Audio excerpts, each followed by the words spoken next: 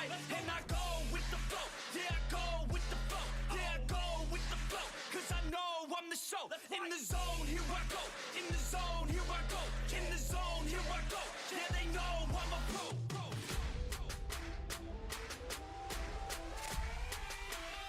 Let's go, let's go.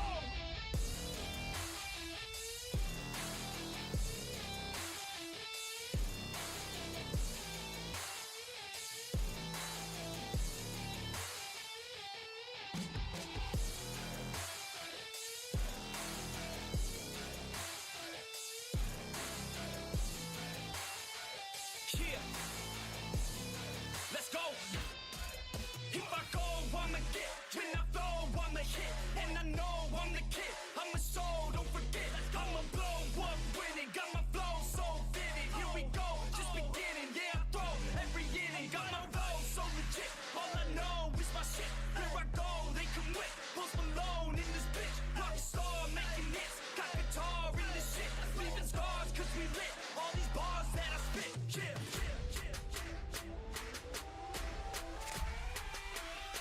Let's go, let's go.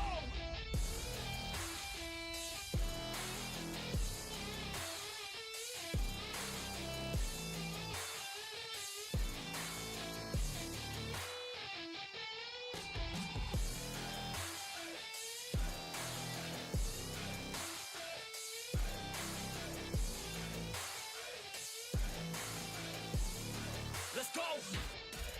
If I know what I want, then I know what I get. If I go, they can win, cause they know I get lit. I'm a pro, not a myth, and my flow got some wit. Never slow, drink a fit. I get hype, I get lit. Here I go, I get lit. Here I go, I get lit. Here I go, I get lit. I get hype for this shit. Here I go, I get lit. Here I go, I get lit. Here I go, I get lit. I get hype for this shit. Right.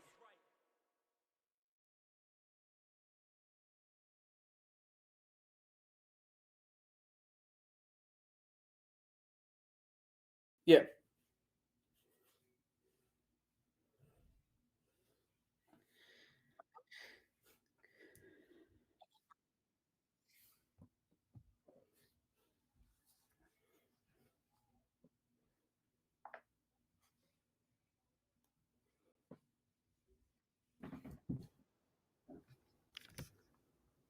Oh, nice. Oh no. The gripe with Eternals is coming from this. It's gonna be a rant and a half. Get ready. Oh boy. Okay. I come in guns a blazing, brothers. Wait. What did I miss that led up to this? Nothing. Just his nipples coming through the shirt. Yeah, that's pretty much it. Jeez. It's cold in here. Those are nice. Yeah. So, lad, what did you think of the movie? Oh, you're gonna be it's gonna be a shit show. Oh yeah. real quick, before we go into it, lightning round. Toad, did you like it? Yes. Cap, did you like it? Yes. Led, did you like it? Absolutely hated it. I like characters. I hated the movie. I'm somewhere in between. I liked it very much so, but it was a weird Marvel movie. Give me some DC vibes. We'll get into that in just a bit. All right. And I mean, there's a reason why it gave me the DC vibes, but Oh no, sure. yeah. I don't know. There's a specific reason, I hit him up. Eternals is Marvel's whatever.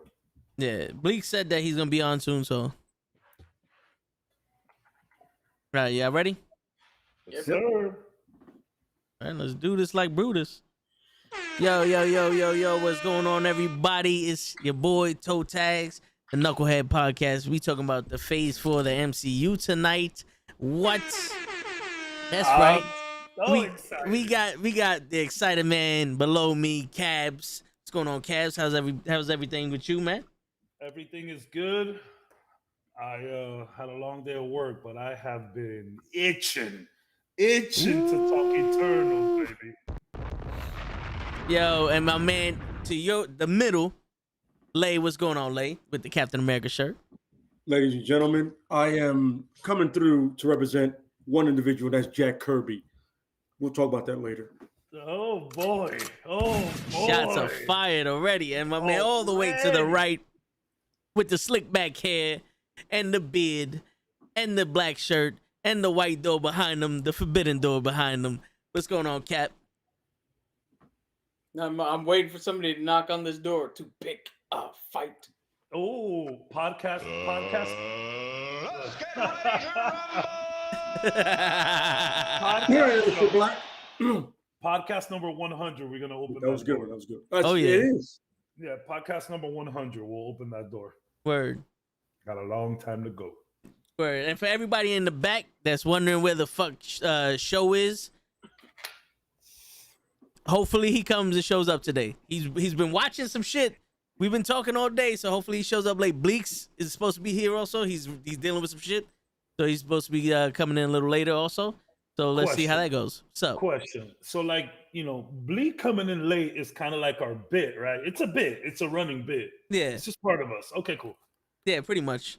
Oh, I am so surprised. Where is Show? I am so surprised. Show is not here. Where is he? By the way, I'm really surprised. By the way, I am not sporting a regular comic book shirt. I switched it. This is one of my favorite T-shirts. It is a Sega T-shirt, and all around it are all of the Sega consoles ever created. Shout out to Sega. Okay, Yo, okay. There's some of these shits that I never even seen before. Super cool. All right, let's do it. So essentially, what you're doing is you're wearing the death of a video game console company on your shirt.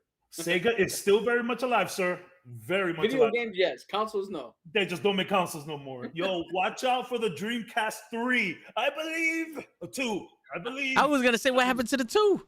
They're gonna skip the 2, go straight to the 3. I feel on some Xbox shit. Yep. We got the Xbox, the Xbox 360, the Xbox One, the Xbox One X, the Xbox Series of the XS PCT, and the Xbox RS PCT. You know what's funny? Completely committed. You know what's funny? Because now the last Xbox was Xbox One, and then the first Xbox is the Xbox, which people were confusing calling it Xbox One. So I just said, bro, just call it OG Xbox. That's it. Yeah, So pretty much. Technically, it's first gen. Well, yeah, it's so weird. Like Xbox, then Xbox 360, then Xbox One, then Xbox One S, Xbox Series, Xbox Tokyo Drift. Like, bro, the list goes on. Word. All right, yo. So tonight we're gonna talk about Phase 4 of the MCU, guys. Now, can we officially say that Phase 4 started with the Disney shows, or where did Phase 4 start? I say Phase 4 started with the shows, but Phase 4 just broke out into full pandemonium after Eternals. Word. Okay. Well, we're gonna get into that because I feel like we'll get into that. But so the first one was Loki. Was WandaVision. Yep. Yes. In the Phase 4. So that was all right. I'm talking to Show. This is between just us millions of people that's watching. And Show hits me up. He's like, "Yo, this shit is boring as fuck," because he's watching it today. The first 3 episodes, Yeah, I get it. and I'm like, "Yo, bro, just skip to the last 3. You're not gonna understand what's happening anyway. Just see the action." And then he hits me up like a half hour later. He's like, "Now I'm interested." I said, "See, Episode 4. It just takes a while. Listen, it just takes a while." WandaVision, just skip to episode 4. You know what's crazy about WandaVision? I enjoyed what they did with the first 3 episodes. It was part of the, we mentioned it, Cap spoke about it. But like, if WandaVision would have just started in episode 4, I would have been like, whoa, what's happening here? You know what I'm saying? So yeah. No, I hear you. It was interesting. But all right, so for my personal taste, it was interesting to watch because it was a bunch of what the fuck is going on. You know what I'm saying? Like if you watched it, flat out, binge watched it, Yeah. I think it would be better because you're like, what the fuck? And then you instantly go on to the next show and like, you have to have a good memory for the weekly shit.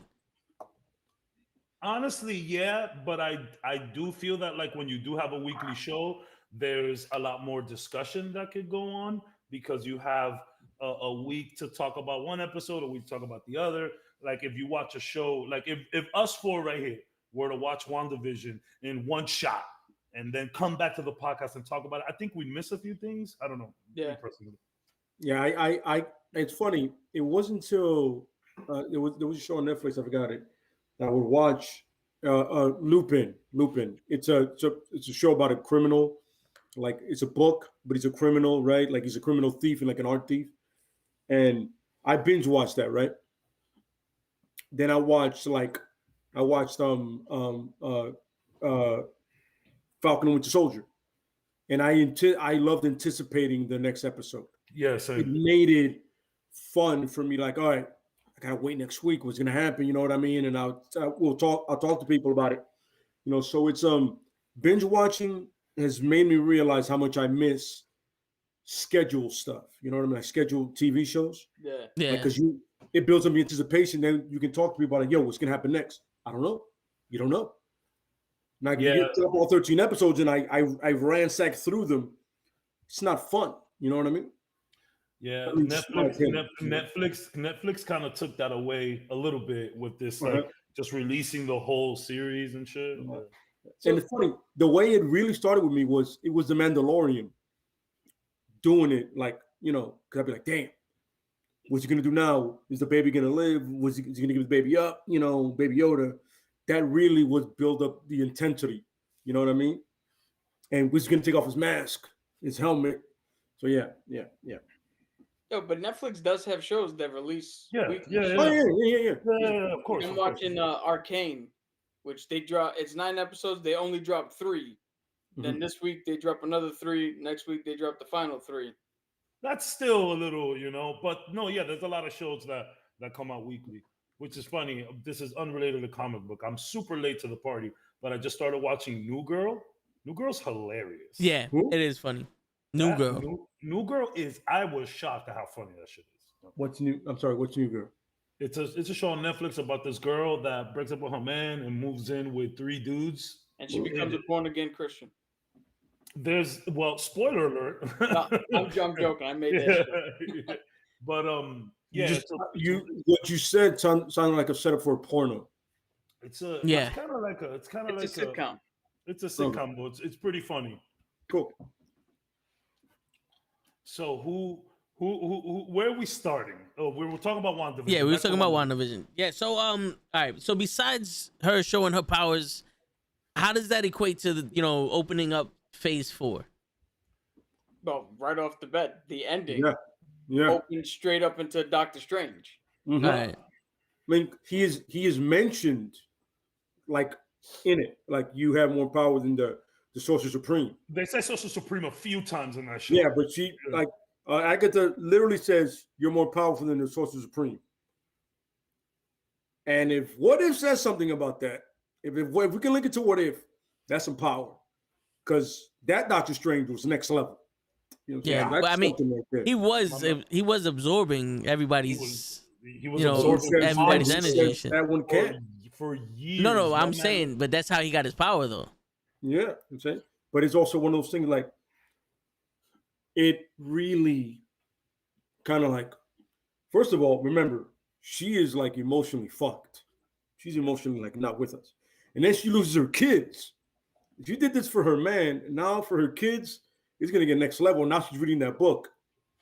So Yeah. it's gonna open up is gonna be crazy. You ever had like maybe like a girlfriend or a romantic interest in your life, have a dream about you and then just be mad at you the whole day? Yeah. WandaVision is literally about to destroy the multiverse because of these made up kids that she got.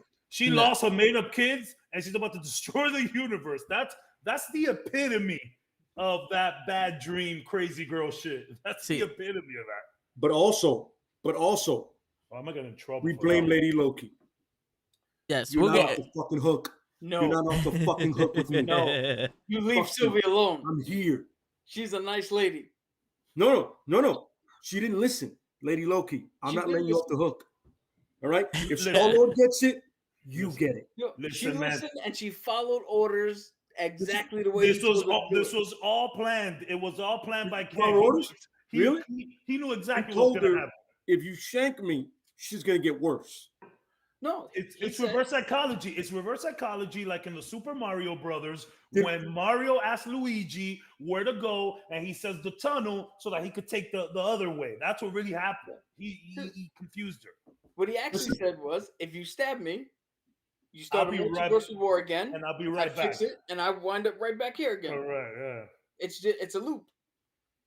Let Cho Listen, do listen, violence today. Listen, don't give me the scapegoat shit. Don't give her this shit, right? Star-Lord gets it, she gets it, all right? I don't want none of this shit.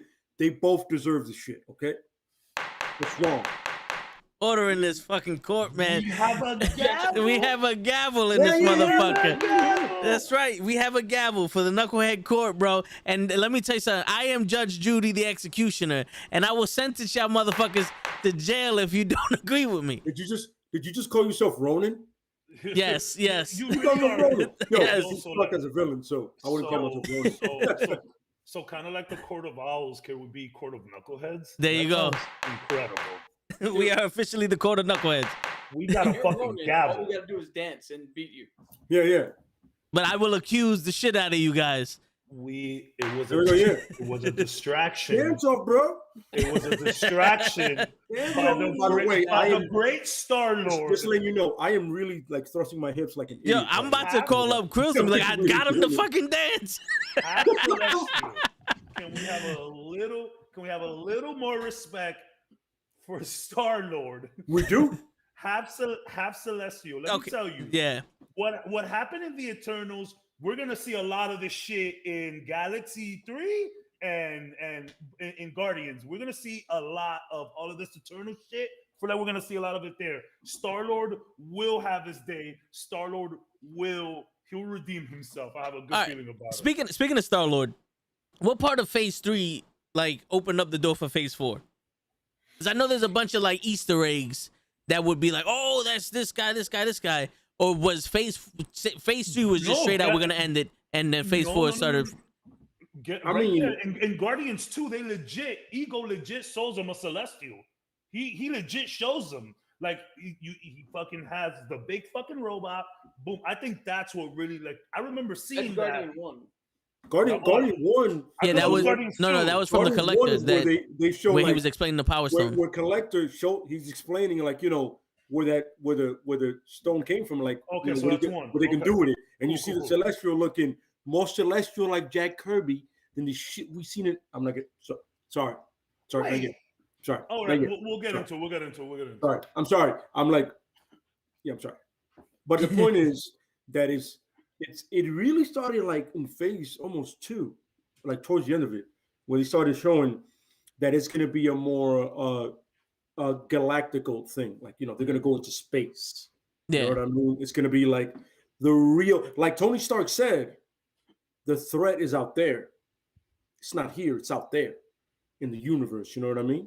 So there's all puns intended to Tony Stark. But yeah, I think it was literally Guardians. Guardians And opened all that even shit up. even Avengers 1, honestly, to be real with you, because when you see them coming through the wormhole, that wormhole kind of tells you, the Chitauri, Thanos, you know what I mean? That it's kind of like the threat has always been above us, not below us, you know what I mean? And even with the Tesseract with Captain America 1, with the Tesseract, like that's a portal to another world. It's like who was it? The Hawkeye said it's like, it's a door with with two ways, but who can open it? Yeah. So it's kind of like that. Okay. I would say if those movies laid the groundwork. Yo, is Bleaks in here? No. I don't see. Is he? I literally just heard somebody go. That was me. Sorry. Oh, all right. Yo, I thought I heard Bleaks' deep ass voice. It did sound like Bleak. I was about to be like, yo, Bleaks is invisible. He's a celestial. Get this motherfucker. No, but all right, yeah. So, hey, man. As long as they didn't call them celestiats, like the fucking symbiote shit that they do with fucking Venom. Hey, man. Okay, wait. What's the That's another podcast for another time. We can get into That's the true. symbiote thing. Are Yeah. you talking about Arshim, whatever his name is? Are you talking about him? He looked. I mean, it's a big fucking robot. What else you wanted? I will. We'll All get right, into yeah, it. we'll get into that. All right, so It's a thing. WandaVision, the end opened up the Scarlet Witch and her reading the book and bringing in the magic realm of the next phase.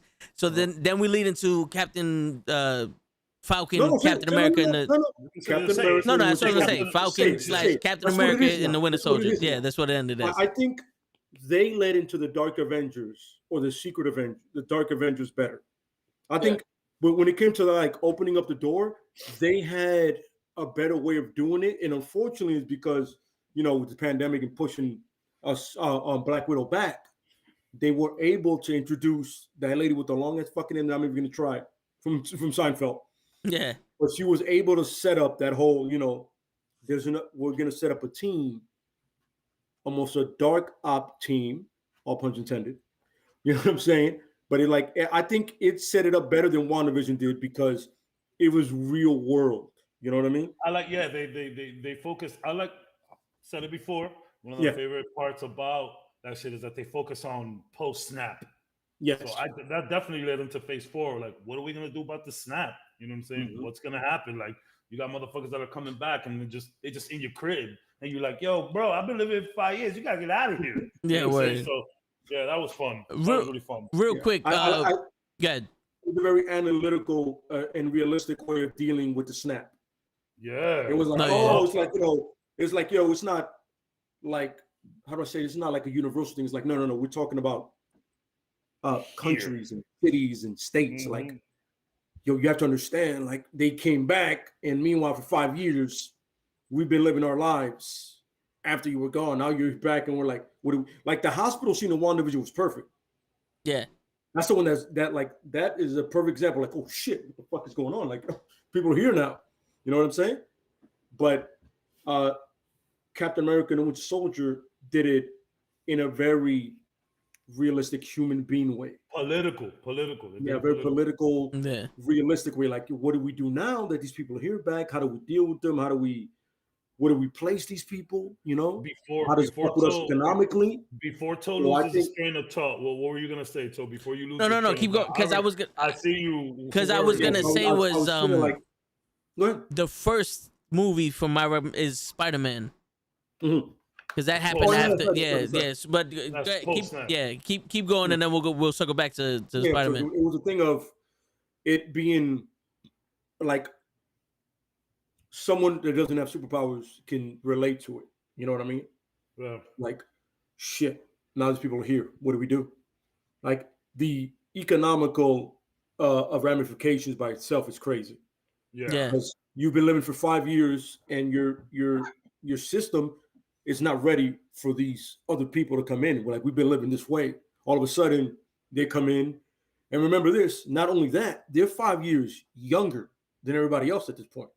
Yeah. Like, younger brothers sometimes are older brothers now. It's weird. So yeah, I think it was one of those. Yeah. I think that one dealt with it better than anyone else. I in my opinion, with the shows. No, yeah, that's why I like Captain America, Winter Soldier the most. A lot of people are like, "Oh, Loki was incredible." Great. But the one thing that I've been saying that I wanted the most out of Phase 4, talk to me about the snap. What happened when we came back? So then, when I first started WandaVision and everybody's coming back, I was like, "Yes, this is what." I remember the first 5 seconds of that episode. I did the Leonardo DiCaprio meme. I was like pointing at the TV. I was like, "This is what the fuck I'm talking about."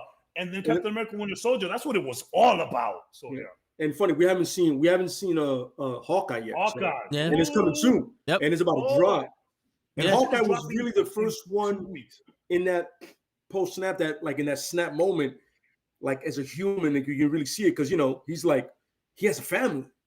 Yeah. So he's like, he lost the most besides. I was teaching my daughter how to shoot a bow and arrow. What the fuck happened? what did I miss? So yeah. I hate to break it to you guys, Hawkeye is literally about an event that happens within like 3 to 4 days. So I doubt they're gonna branch out and touch bigger topics. No, I just talk about. You never know. They're gonna reference the step a little bit. acknowledge it. Yeah, They're gonna acknowledge it. One conversation can cover a lot. Yeah. Just cover. You don't have to go into it a lot. Just tell me. Yeah. Just talk about the snap just a little bit. Like, I just want to see how. I mean, and it's funny. So the thing that I like about the MCU at this point in time is that, yo, heroes and enhanced people are a thing. That shit is just normal. In Shang-Chi, they were just like, yo, all of a sudden you could just get snapped and disappear, or Doctor Strange could come out of a portal and freaking snatch you up. That shit is just normal now. So I love how they bring all the snap stuff and superhero stuff organically into conversations now. That's just a real thing. You can see, you know, a superhero walking on the street. Yo, what up? You know, I do like that. Yeah. Yo, but going back to what Lay said was when you come back, you're actually younger than your younger brother now. They explained that in Spider-Man, Far From Home. And they also introduced the multiverse theory with Mysterio. Even though it was almost played off as a joke, he still pretty much explained what it was in the comics. He called it Earth 616. Like, did he not? Or, yeah. One of my favorite lines in that whole thing of all time in any Marvel movie. And like he's like Peter's dorking out explaining it, and like Fury and Hill look at him weird. And he goes like that. I'm sorry. He goes, and then Mysterio's perfect line: "Don't ever apologize for being the smartest person in the room." Yep. Yeah. Ever fucking apologize for that, son. You're the smartest person in the room. Be the smartest person in the room and fucking own it. And I think, like, getting aside from everything else, I think that's a lesson that kids that like are that they're intelligent that need that lesson. Don't ever apologize for being the smartest person in the room. Yeah, and don't feel, understand me, nigga, step your game up. Yeah, and don't feel sorry for yourself if you're not the smartest person in the room either. Yeah. When he was told don't be a show off either. Don't be a show off either. No one likes a yeah. But the point is, he was geeking out over something that he's excited about. He's passionate. All of a sudden, they're looking at him like he's like, don't ever apologize for that shit. Fuck them. Word. You're not cool. They don't understand it. That's their problem. You be you. Word. You know, but as you were saying, I'm sorry. No, yeah. And then, all right, so he explains the multiverse, which was pretty accurate from what the comic book description is, right? Absolutely. Yeah. So that also ties into Loki with the timelines, with the variants and all that. So were we living in a one universe timeline, or was it a multiverse in one timeline? So how they explained it, imagine like a big sewing machine, a big like twine machine that is like using little strands of rope to make one big rope. So like all of the universes are little ropes, and they're all like this, and they're all spinning around together to make the timeline. But it's a bunch of different timelines in there. It's super confusing. So then when you have these time jumpers and shit like that, that's when these variants come out, and that's where these other time splits and goes up, kind of like very, very Back to the Future-ish. And then it skews, like he says, and then that's when the TVA comes to this timeline and fucking deletes everything. Like, oh, sorry about that. Boom, and it just keeps going. So if you see Doctor Strange does this, Loki does this, every time they're like going through the multiverse or transferring somewhere, you see like little lines just like this. So that's how I explained it. A bunch of little lines making one big timeline. All right. Anybody got? Yeah, to get a little more nerdy. So the quantum theory is that all time exists and is happening simultaneously At the same time. Yeah. So right now we're living in present 2021, but also happening is a different 2021, is a past 1976, a past World War II, a future event that didn't happen. It's all playing out at the same time, at the same rate. And the only, like, if you can actually do time travel, from what I've been reading, you wouldn't be jumping forwards and backwards. You'd be jumping side to side at different points. Yep. Okay. I mean, okay. I said that, but okay. I said that, but all right. No, yeah, it's pretty much. Somebody out there just got really lost. Yeah, but can we agree that it would spark the Deutsch complex? That's exactly where they took it from. That's Yeah. like 100% where they took the theory from. Yeah, see, I know some shit too. But wait, no. In what if? I mean, you. Oh, they got him. He's a variant. That's why we don't. That's why we don't say strings in here. Once you start talking about strings wound up, they get you. He got pruned. fucking prong. Uh, yeah, all right. So going back to the connection between that and Loki, what other connections can we make from Spider-Man and WandaVision? Oh wait, he's there. You go. He's back. There we go. No idea what happened there, but yes, You know what happened? The TVA. the TVA Windows, was like, man, the "Yo, TVA. stop Yeah, telling they- people about the little strings. Stop telling people that." But yeah, I was gonna say Tony Stark is the he brings up that Deutsch proposition and all Yeah. that stuff. Yeah. You So- can keep going, sir. No, yeah. So I was when you left, I was saying, how else can we tie in Spider-Man and WandaVision into connecting the dots? Like we connected Spider-Man to Loki and WandaVision to the news Doctor Strange. Is there any other thing in those movies and the TV show that we could connect? So what I think that we could connect is, so Wanda was trying to listen for like a radar ping for where her children might be if they got maybe not where they might be, but she might have been listening for another timeline where they exist, and she might have just wanted to go take them from there, and then she wound up hearing them say help.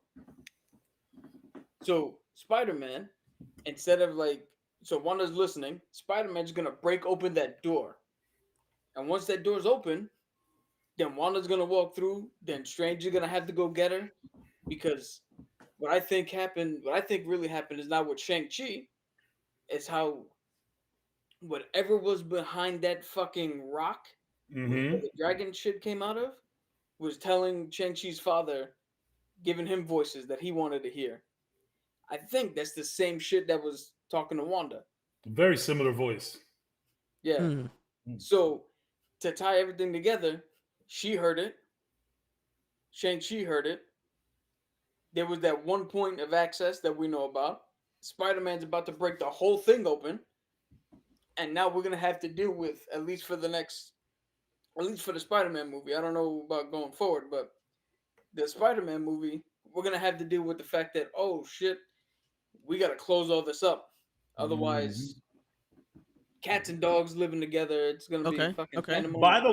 By the way, if you look at the trailer, when Doctor Strange has him on the train, you see the trains literally doing the little circly lines. It's like they're like these trains are like spinning like this. There's like 6 trains all spinning at the same time going forward. But if you go back to the comics, Spider-Man was like one of the first to be doing multiverse shit. Like it has to be Spider-Man. And I think Feige spoke on that too. Like, well, Spider-Man he's the one that does multiverse jumping. He's the one that's been doing it forever.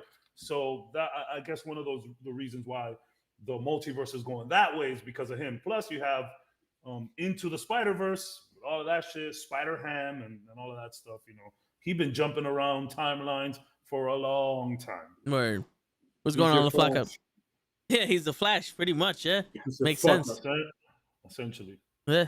Flaka, what's up? All right, so there was nothing to. So Captain America and the Winter Soldier was basically there to touch on the part of Phase 4 that isn't intergalactic or multi-universe Yes. at the moment. Mystical. They're Yeah.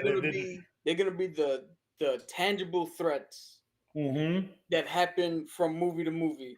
Yeah. And then when the Avengers come through, that's gonna be the shit that we didn't see. Well, not us because we're watching, but they didn't see coming.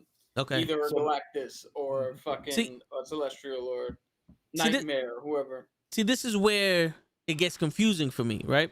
Because we're gonna touch on Shang-Chi and Eternals later, but Shang-Chi and the Eternals, it seemed like, and spoiler alert, because this is part of the extra scene, it seemed like there's a bunch of teams now Yeah. all throughout the MCU. We Yeah. have the Eternals, like the God team going to do God shit.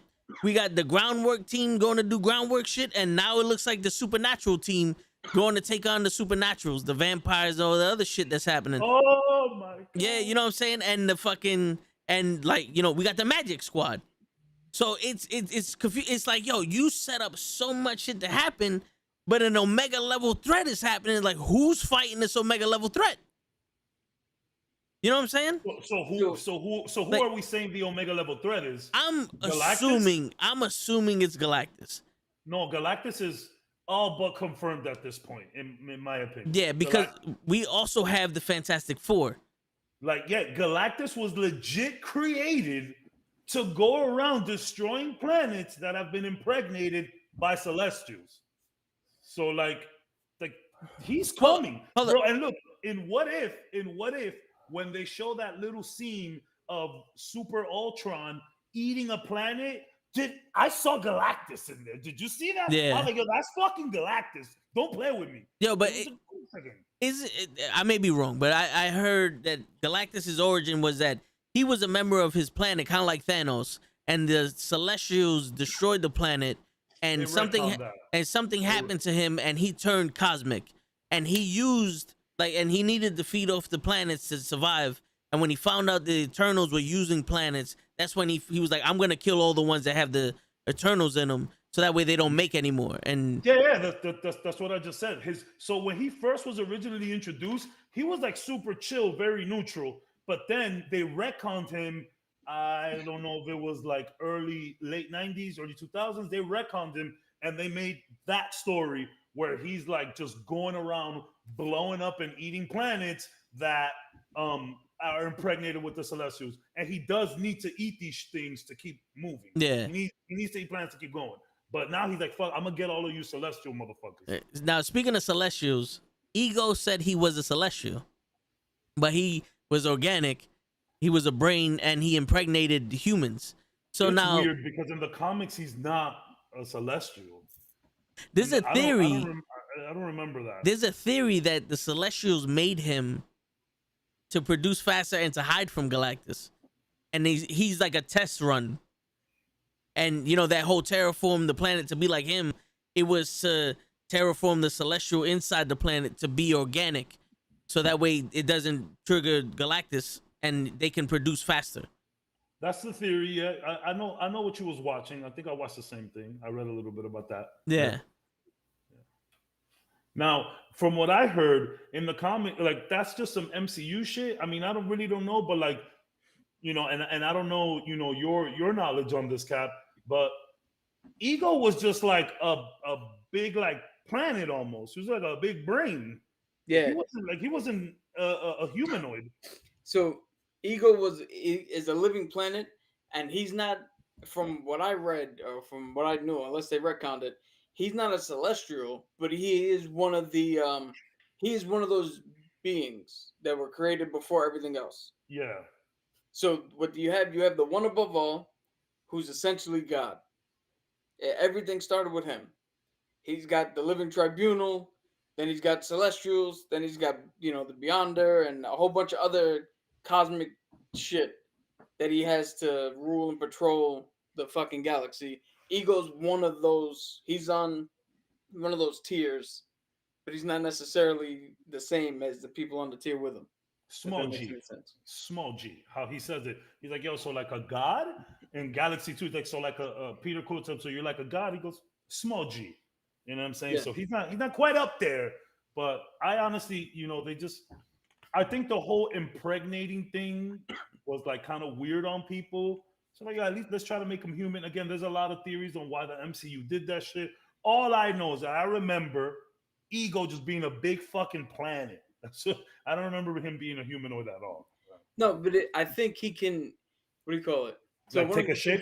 He could project himself as to whatever he needs to be. Cool. Because I mean, he's a big ass planet that doesn't move anywhere unless you go to him. Like he ain't doing nothing, so he needs a way to lure people in. What's going on, Blue Cheese?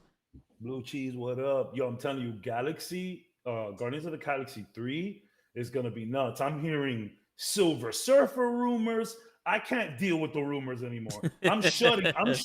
I'm shutting off, bro, because man, there's a lot of stuff going on. My head's working. We got Fantastic Four laying around. Fantastic Four means Silver Surfer. Silver Surfer means Galactus.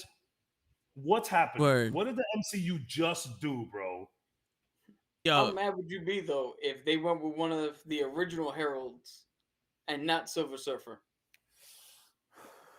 I mean, at this point, whatever the MCU does, I'm buying. I'll be there. But fuck, man, we need the Silver Surfer. We need the Surfer, bro. You can't. Like, okay, in a meeting we have Feige, we have Kevin Smith. They're on the round table.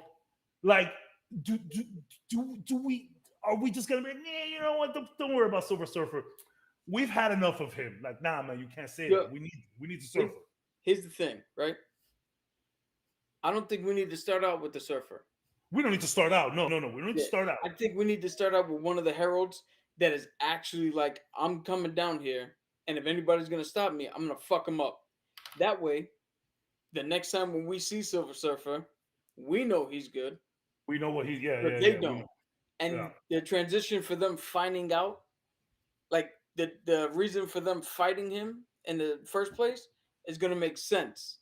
Because they're just gonna automatically be like, oh shit, another herald. We dealt with one of those before, and just start off, punches and powers and all that, and then they can get talked into.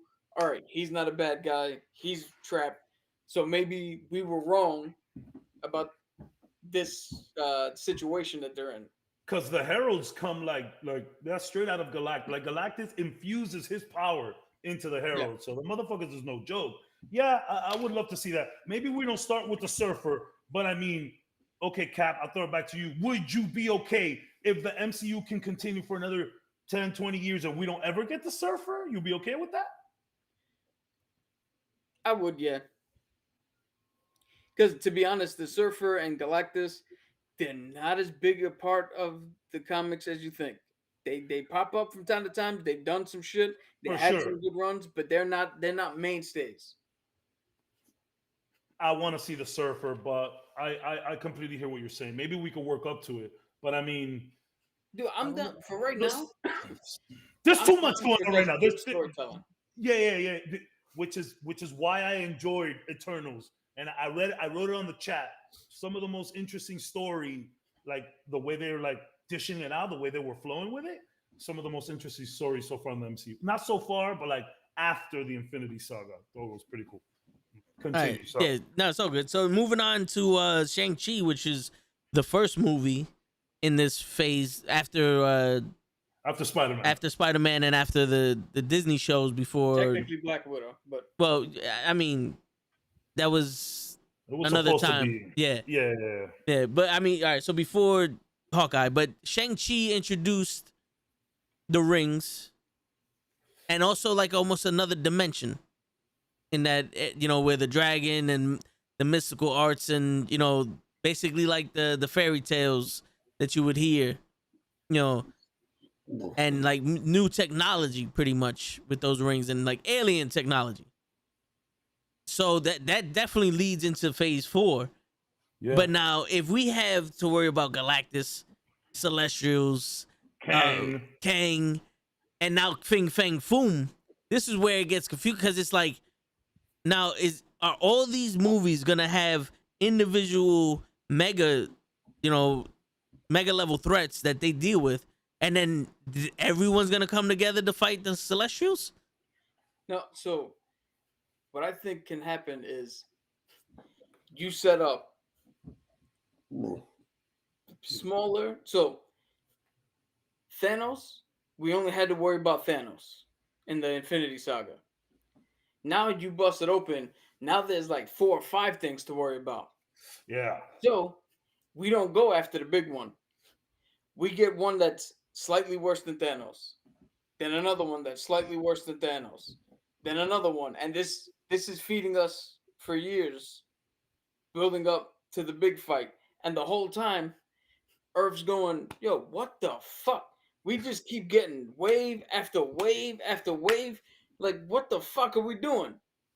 And then the big one comes, and then you could set up a thing where it's like, yo, are we really gonna fight? Like, how much more are we fighting this shit? Now we gotta fight gods. Now we gotta fight this shit. Like, that's how I would build it up to a point where because you can't do this for another 20-something years. Oh, you sure Every can. time the heroes are all like, I'll do it. I'll fight at some point. Realistically, everybody's gonna be like, "Yo, dude, enough. Just come take the fucking planet. I don't give a shit. I We'll go- saved this dude. I saved this dude 2 years ago. He died of a fucking heart attack. Okay, I took this a building almost fell on this dude. I saved him. He got hit by a bus the next day. Like at a certain point, they're gonna be like, enough. Yo, You but can't. there has to be a line. That's the thing about heroes. It's never enough because that's what heroes do. They keep going. They keep the Yes. fight But pushing. there has to be a line saying, "Boy, do I wish we had a suit of armor around the planet." Oh man, you know it's coming. You know Yeah. it's coming. Here's the thing. I think they have to do that more for us. Because so here's the thing, right? Back in the in like the 50s, 60s, maybe even earlier than that, westerns was the thing. Mm-hmm. Almost every movie was a fucking western. And then at a certain point, the audience went, "Yo, how many fucking times are we gonna see a cowboy ride into town, shoot somebody at a fucking dusty street? Like we can't do it anymore." And it wasn't that they were doing the same movies over and over again. They were getting inventive. It's just people got fucking tired. So if you're gonna try to do this, you have to start you have to do something the westerns didn't. You have to start acknowledging that not only are the audience might be getting tired of this, but the heroes might gotta start be like, all right, what the fuck's going on? Well, That way to keep the audience going, oh, that's why we're getting they're doing something cosmic with different. it. That's why we're getting cosmic with it, I think. And it's funny you mentioned westerns. I was just watching some shit about that because westerns were getting so stale. They started making spaghetti westerns, which is it's kind of a racist term. You know, just hey, we're gonna make a western in Italy. We're gonna call it a spaghetti western. So it's weird, but it's right. Like you're right. Like I keep saying it all the time that we're gonna be watching MCU shit for another 50 years. But realistically speaking, is the world ready for another, 10, 15, 20 years of this kind of buildup? I don't know. It's a good question. I know I'm ready. I honestly think if I'm Marvel, I mean, this is weird because Disney wants to keep making money, Marvel wants to keep making money. I honestly think we get phase 4 and 5 and do another saga. When that saga ends, we're done. So like after Secret Invasion, we're done? Well, whatever that next saga point is, wherever we can get to the next end game, if you will. Yeah, which is where it's tie all going. the storylines up. Yeah. I think they should be done. We already know. We know the worlds are interconnected at that point. Stop telling us. If you got a good movie, just fucking put a movie. Dude, we don't need to tie it to 16 other different stories. Just make a good movie. And if you have an idea for an Avengers team up, just put it on the screen. We no longer need it to be a saga thing because at a certain point, we're all gonna turn around and go. We're all gonna turn around and go. Well, we know the phase doesn't end until this movie, so they're gonna win every time until this. There might be one or two people that die here and there, but who really gives a shit until we just cram for the big one? The thing is, you, Cap, are a very smart individual. People are stupid and they will keep going to the theaters. They're not going to want time to be wrapped up. And I think, you know what's going to happen? The MCU is going to be like that old veteran athlete that just doesn't know where to hang it up. And they're going to make a horrible, like, Spider-Ham movie. And at that point, everybody's going to be like, okay, Marvel, let's take it easy. Although I would love a Spider-Ham movie. Just saying. But see, you can get to a Spider-Ham movie, right? If you start doing this, if you get to the next saga, you end it. And then you turn around and go, ladies and gentlemen, that is the official end of sagas. And then a director comes up and goes, yo, I have an idea for a Spider-Ham movie. And Marvel goes, oh, fuck it, make it.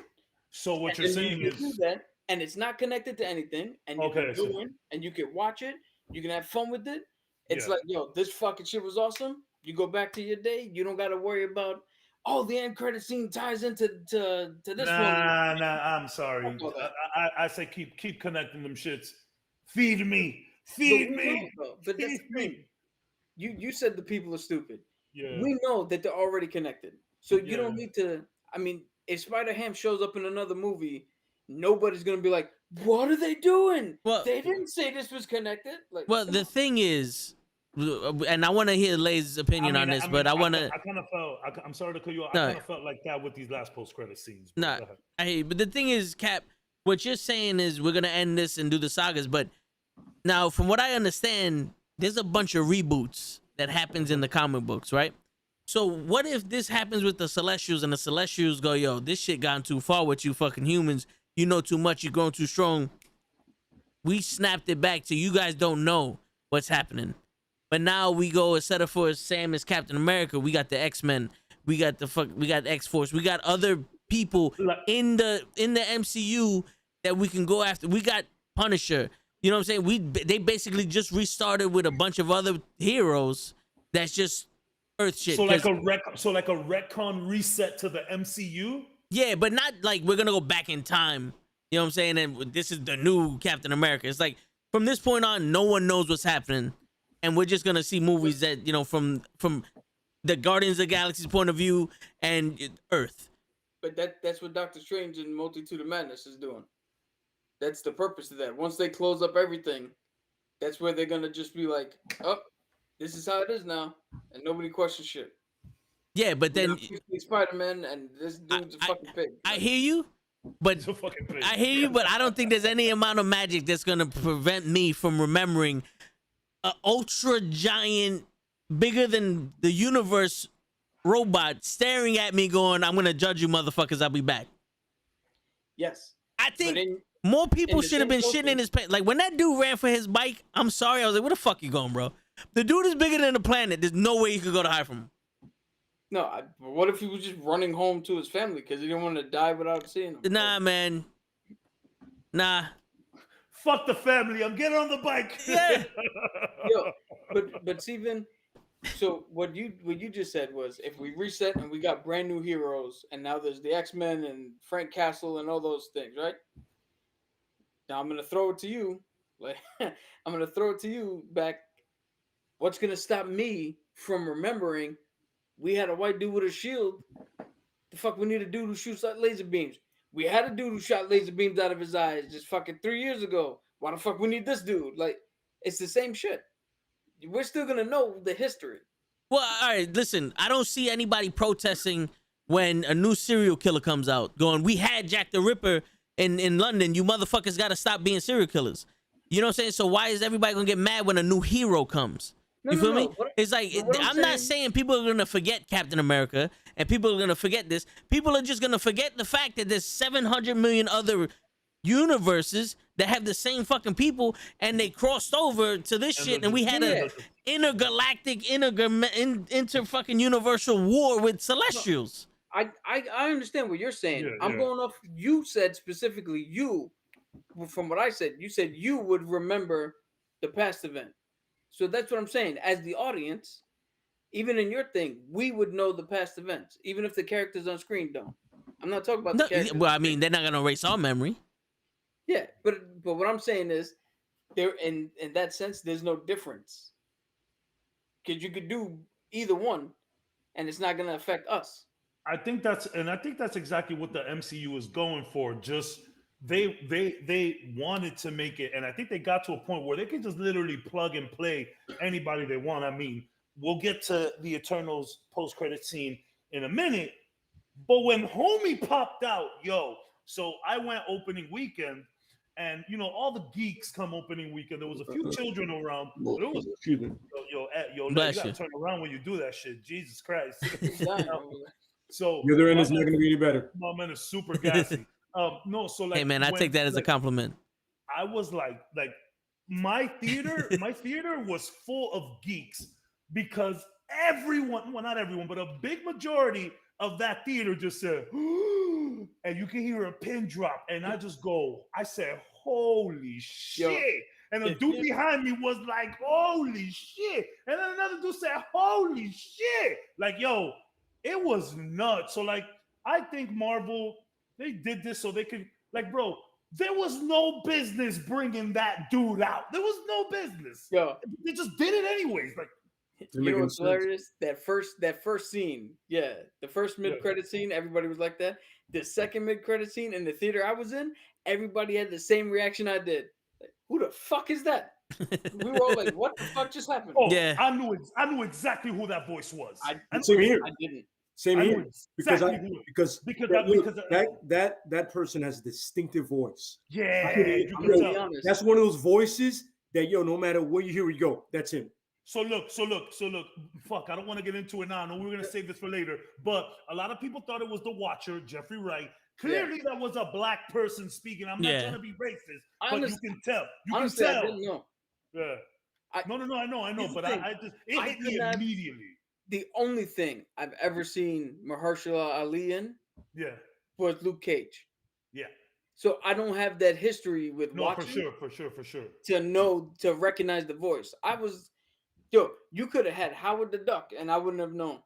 So I mean, some people said that it was what's that guy that originally wielded the ebony His ancestor, one of his ancestors. they said it was that. I was like, yo, I'm sorry, but clearly that was a brother that said that. That's how Yeah. I took it. I How thought it was the brother scroll. said that. It's Yeah, between He could have been related to Othello. it's between two things. It's between his voice and his voice pattern. And his Like, cool. It he- just the way sounded he cool. talks, he talks way too cool. Yeah, For, man. for, yo, with all due respect, he talks way too cool for to be a white guy. Yeah. Yeah, I'm sorry. Way And too I'm smooth. not trying to disrespect nobody, but Yeah, but the way he said it, I was like, I know exactly who that is. and Sir, I again, take massive disrespect to that. And no, for the people who do take disrespect to that, the people who do take disrespect to that, remember, we want you to like, subscribe, share, tell your family, go on MySpace, write down the link, email it to somebody, mail it to somebody, tape it to a dove, send it out to the fucking center of the universe, and then go fuck yourself. They have Doctor Strange Yes. encapsulated into the little end of the universe that he is currently chilling with, And watching then- over. Then get into Yeah, that pocket the dimension and give it to both what's the cat's name? To Ant-Man. Michael B. Jordan. Oh, Killmonger, Killmonger and the other asshole that's in there. Make sure they like and subscribe too. Ultron. Why'd you have to bring, Yeah. why'd you have to bring him up? Oh, we're gonna You were doing just fine. he's gonna come up again. But Lay, I want your opinion on what we was talking about before the end credit scene for Eternals. What was I want your opinion on it because we spoke a lot right now with what could happen, like what should happen, and all that other stuff. But you didn't get a chance to speak, so I want to hear your opinion on. Well, what I feel should happen, honestly, in all honesty, is fast forward both Oh no. the I was X-Men, the okay. like what's going on, like what happened with that movie, right? It ultimately led to nothing until the post-credit scene. The way I saw it. Which But movie you like- talking about? Eternals. Okay. It ultimately led to nothing until the post-credit scenes. Yeah, There were no stakes. But I'm gonna get to that later. Don't worry about it. It's gonna be a lovely, grateful rant. But anyway, I feel you with Doctor Strange, with the Multiverse of Madness, and with Spider-Man, you give us a peek into the X-Men and Fantastic Four, especially the X-Men. Wanda is the key to the X-Men. Mm-hmm. You do not lose this opportunity to introduce them. Either one or two things. Either she goes into another place and she kind of molds two realities together. Both this universe and another one where they're there and kind of like puts it together because she's fucked in the head, but she's very powerful. Or two, she wakes everybody's abilities up now. Kind of like a Terrigen Mist, but not. You know what I mean? That's Yeah. what I'm going with. Kind of like a thing like that. Like, yo, they were always here, but all of a sudden, You woke up the gene inside them. absolutely. And Instead a of lot of people instead of relate eliminating that the to powers, the snap. she flips it the other way. Instead of like, no more mutant, she goes awaken. And all of a sudden, you got everybody here. You know what I'm saying? A lot of I mean, people are saying, in a kind of a saying sense- that it's in there already after Yeah, the snap. but- When people came back from the snap, they're saying that mutant. This is just theories. No, They're no. saying after people came back from the snap, they came back with that mutant gene in them, but dormant. And this girl messing around in the multiverse is gonna awaken all of that. So that's the theory. I heard That's very far fetched, but I like that theory. I would prefer the molding of two universes. I heard that with Ego impregnating the planet or whatever, that like humans have a celestial gene. Some of them do. Like Peter Parker, when he got hit by the spider, that awoken his celestial gene. Like if any other person that didn't have it got bit by that spider, he wouldn't have turned into Spider-Man. Mm-hmm. You know, so like that's a out there type of theory. But and I heard the same theory. I can see it. I know exactly what you've been watching, my guy. Trust me. Yeah. I've been reading and watching the same thing. Yeah. So I mean, yeah, that's a possibility, and a lot of people have been saying that, which I also think is cool. You know, there's certain people that can bring that out of them, and Wanda is the key to the X-Men. That I'm not 100% sure, but it's probably the most certain thing that I am. That's the thing that I'm most sure about. That Wanda will somehow bring us to the X-Men, Yeah. which makes sense. And with the Fantastic Four, there's one of two things: either they come through a portal after getting hit by the cosmic rays, like it leads to them coming here. You know what I mean? And they automatically think it's their universe. You know, it's like their timeline or whatever. yeah. And they're like, oh, so you know, whatever. And they see and they look at what is usually the Baxter building, and it's the Avengers Tower, and it's like, wait, that's not our thing. You know what I'm saying? It's weird. But now remember, the Avengers Tower got sold to somebody. To Kang. They could have arrived and bought it beforehand, or Kang got it. Either one, you know what I'm saying? Or same thing. When you mold the realities, they come over from that reality to this one, and you're like, that is no longer the Avengers Towers. Because remember, in this point in the comics, the Avengers headquarters is Celestial's head. Okay. Right Nowhere? Is that nowhere or no? No, it's not nowhere. On Earth, there's a Celestial head. That's their home base now. So Tiamat? So now we have a Celestial. We have a Celestial now floating in the fucking ocean with his hand out. Tiamat looked like a Celestial, bro. What is the problem? He looked like him. He was Once even again- yellow. He was even yellow and black, like in the comics. He was yellow. Once again, the Celestial now somewhere in the fucking ocean somewhere. Yeah, my man's Like, just He's just chilling on some. he's doing the Randy Orton. My man's just Randy Orton. He's doing the Randy Orton. You can't see the other hand. You know, so that there's a possibility with that. God, I don't want to do that. But anyway, That's funny. you know what I'm saying? So my whole deal is this is the opportunity. And you already got Kang and these people coming, right? You already got the Celestials. But this is the time to bring in the X-Men and the Fantastic Four Yep. the easiest way. You have an in because of the multiverse of madness. You have an in. Each of those groups has a trilogy in them, my opinion. Right. So that's 10 years right there. You have an in. That's 10 years already. And then All right. and I think what they're gonna do with sagas, they could branch out into sagas within their own groups. So like whatever, we could 86 a group and just have them chilling in the back and then just focus on the Phoenix Saga. Phoenix Saga will give you another 2 movies. You know what I'm saying? You can have a trilogy with the X-Men, linking it to another trilogy that's happening with the Fantastic Four. Then maybe we could push off of that, and then we could just focus on another 2 movies, maybe Endgame, maybe Infinity War Endgame style, where you're just doing the Phoenix Saga. Shit, you could maybe get 3 movies out of the Phoenix Saga if you really wanted to, but If you might not want to do that. If you have any brains, you would use Blade and the Disney series. You tie them into the movies so they can mean more. You have Moon Knight. You have Moon Knight. Clearly, Miss Marvel's already doing it. You have Moon Knight. You have all these other stories you can do that they can come in to the movies. They go back out to the series, and you're like, yo, I gotta watch series because that's gonna impact the movies. I gotta watch the movies that's gonna impact the series. So it's like it's intertwining everything you already have going. You know what I mean? You can literally make it to the point is where I have to watch everything and it matters. And like Cap said, people are stupid. All due respect. Or, Cap said, honestly, they are. But the point is, if you tie them together, that's even more reason to watch everything all together. Yeah. When you bring in Moon Knight and all of a sudden he's in a Blade movie, you're like, wait, but he's in he has a series. Why is he in a Blade movie? Then Blade comes over to his thing, and vice versa or whatever. You know what I mean? So the thing is, this is the opportunity right now where you can cross over and make everything matter intelligently. Especially, you can bring new properties that can, like Cab said, that can give you more avenues, so you won't have to do the Avengers mega level threat 87 million times. You can have the Phoenix Saga. You can have Galactus or whatever. You know what I mean? You know, you can do these things. You can have Annihilation. House of He's one of those legit, like, Fantastic Four guys that people forget about.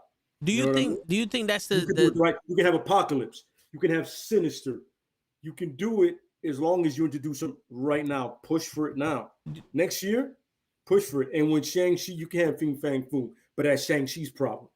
Yeah, because I was gonna say, do you think something else comes together that they have to do, like, you know what I mean? Yeah, I was gonna say, do you think that they're where, like, the Beyond decides, yo, fuck yourselves. You have to have, like, the Secret Wars. There you go. Everybody comes in. Yeah. But otherwise than that, focus on their own individual problems. Even though a Celestial come out of the fucking planet, shield or sword is not. I'm sorry. Sorry. Go ahead. Wait, hold on a second. Hold on. There's a lot going on in the world right now to be stopping on a dime for the Celestial ship. Basically, Shield. Where is Shield? Where is Shield right now? What is Shield doing? What about Sword? We're fucking with Spider-Man. And, so isn't Sword isn't Sword after Sword WandaVision? Did not see a Celestial the size of fucking 8 planets. But hey, it just came out. Give him a minute. Yo, that just happened. Don't make me seem crazy. I'm taking crazy pills right now. Give him a minute, That's bro. what I'm talking about. Look at Cap's face. This shit just, he was about to say what I'm saying. Yeah. It just happened. It just happened, bro. And then give him a movie or two. give him a few movies. Fuck that. So nobody really no. So are they gonna address this shit in Spider-Man? No, just go. Hold on, no, because I'm gonna point. I'm gonna let that go later. I'm gonna point something out here, because if we look at the timeline, this should happen.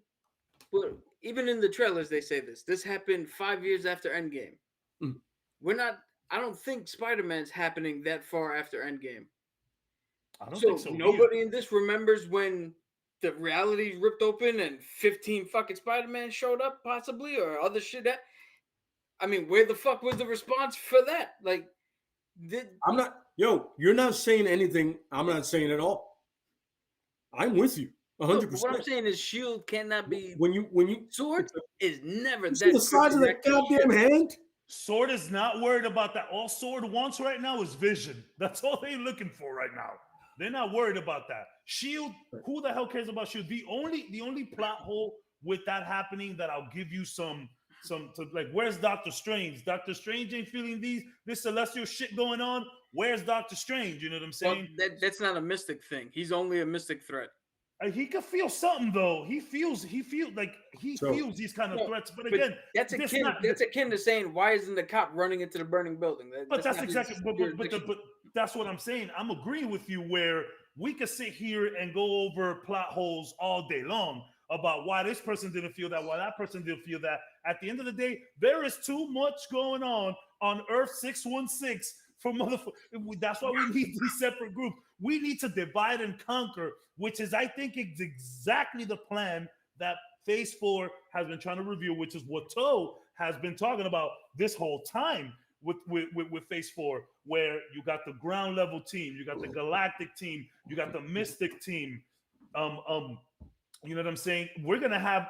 We could possibly have Black Knight and Blade in London taking care of werewolves and vampires. What was the group that they're in? A13, B13, District B13. Good movie.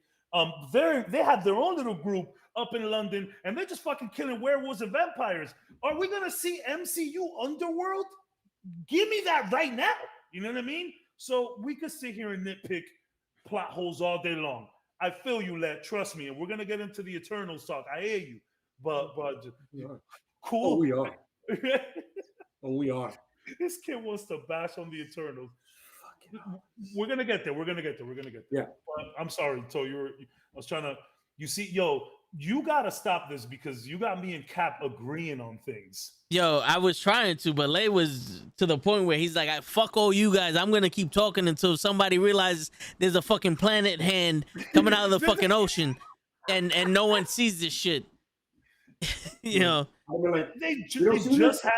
You don't have a radar. You guys don't have a radar. You don't see this? Hold on. Plus, that hold shit, on. that shit In is the in head. like the middle. It's a fucking that head, shit- man. In the head. That It's shit doing is the so- Booker T. It's like, you see this shit? That shit is in like some volcano somewhere. We haven't even gotten there. I'm pretty sure the next movies will address the big fucking hand in the middle. About to do the spinneroonie out here. Time out. You're gonna spinneroonie the world. He was gonna. I gotta say this. In real world, in real life, shit happens, and we don't fucking know about it, or we can't. A motherfucking in Los Palmas, off the coast, in the Canary Islands, off the coast of Africa, the fucking volcano's still erupting, They spewing erupt lava everywhere. all the And we time. doing what the fuck is anybody doing about it? Nothing. It's a goddamn volcano erupting. Nobody's doing shit about it. I just saw a story today that they've been working on a fucking machine that can capture the CO2 out of the atmosphere. They mix it with water and shoot it into the fucking ground to and it reduce carbon rains. emissions. Before today, seeing the thing, who the fuck knows about it? Did any of you guys see about it? The Like Sierra, maybe shit's happening. that's but what I'm nobody saying. knows. Hey, Can I ask yo, you a question? a couple years ago, the Sierra Negra, which is a volcano in the Galapagos Islands, we had a ship over there, and a guest was able to take a picture of the motherfucking erupting. I wouldn't have known otherwise. You don't see that shit on the news. All Out I'm of- saying is, out let of those get two you, volcanoes. give it a A movie, massive celestial head come out of those. bro. Give it a Also, movie. also, man. Jesus did Christ. that Give it a movie. volcano spark a earthquake that was the biggest earthquake in the history of earthquakes? Because it was seismic to the entire planet. What happened there? Yeah, It wasn't like Well, because if a tree falls down in the forest, it doesn't affect us. Yeah, but if a tree fall down because of an earthquake that everybody on the planet felt, now we got to figure out why the fuck that But happened. here's the thing. Do you know what the news coverage would be, Vin?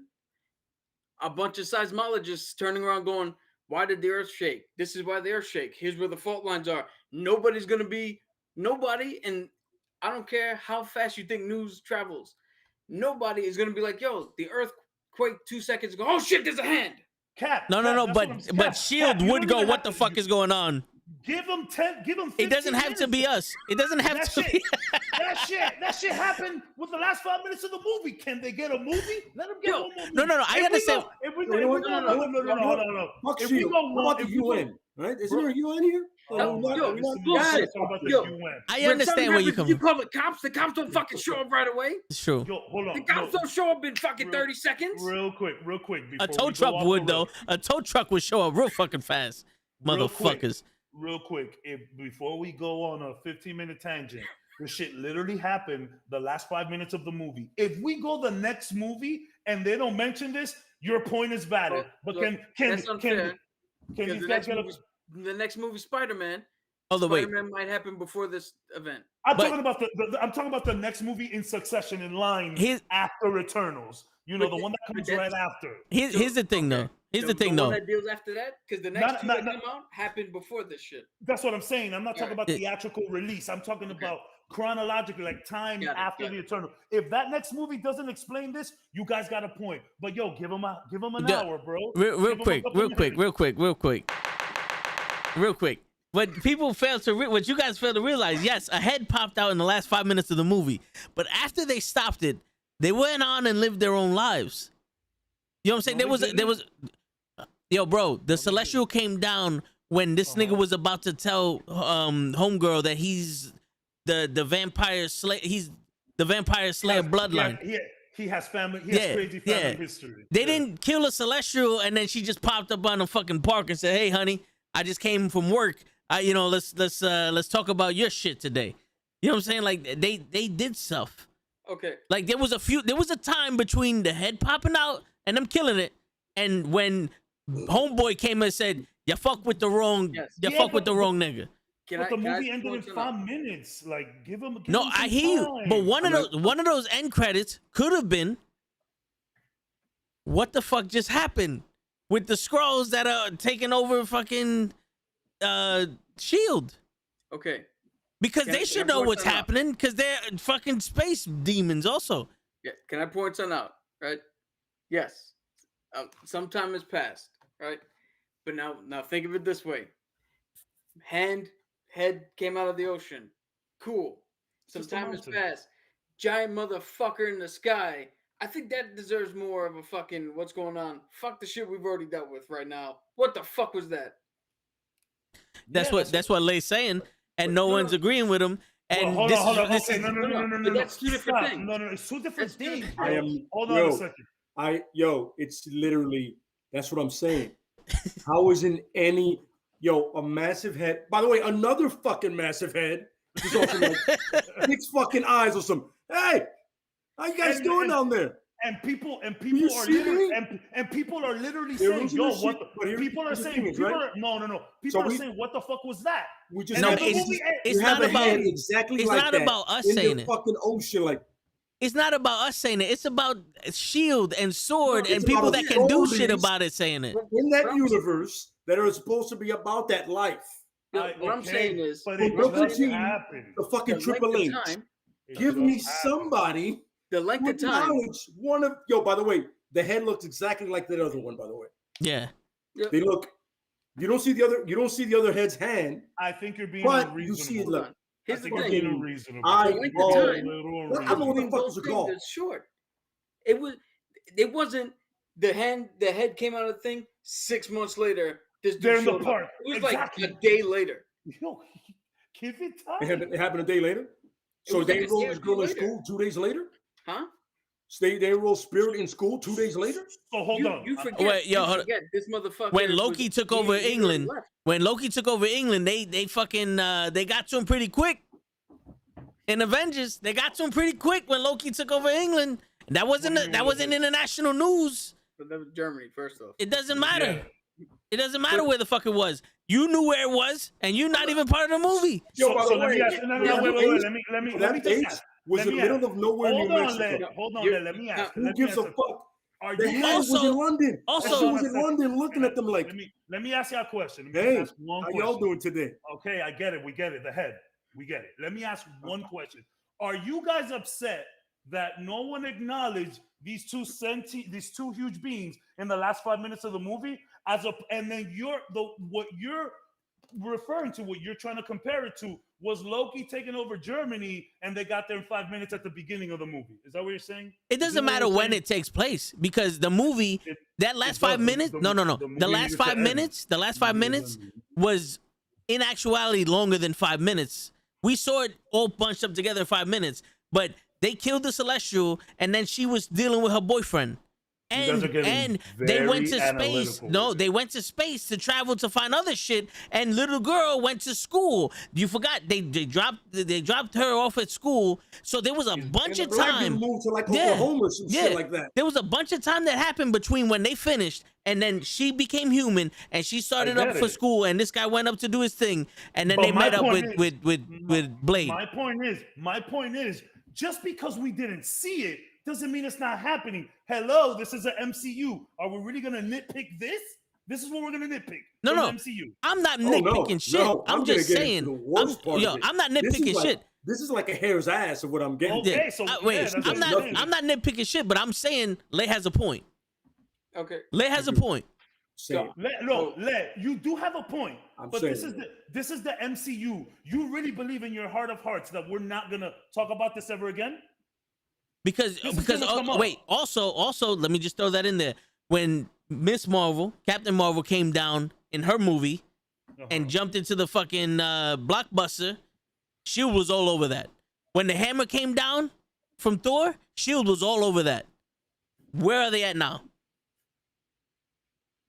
Go ahead, Cap. You have argued effectively, and as much as you think I might be taking the piss here, I now have a big grievance with both Shang-Chi, the movie, and Scott Lang. Because Scott Lang is in San Francisco, and that motherfucking bus, Swordhand, was fucking up that bus. Where the fuck was Scott Lang at? He didn't do the fucking thing to help Shang-Chi. We could do this all day long, which is what I'm saying. no, but we could do a whole podcast on plot holes. What I'm trying, look, my whole point was, all right, Shang-Chi, a bus, right? whatever else happened, right? You guys pointed it out that there was a fucking melon with 6 eyes looking at us in London, a major city in the world. I don't know where the fuck that other thing happened, but the point is there was some shit on some. Hello, guys. But that's exactly what I was talking about. That shit is just normal living nowadays.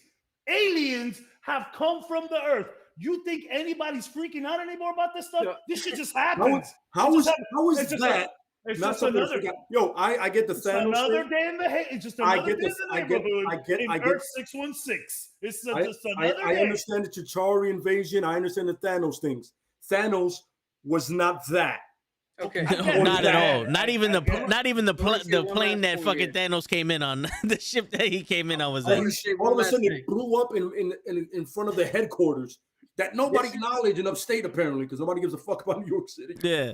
Not even the X-Men showed up. They were like, "Yo, we're not that far from you guys. We're in Westchester. We're like right there." Literally. I don't know what happened. Yo, they're right there. Yeah, I'm gonna say this here.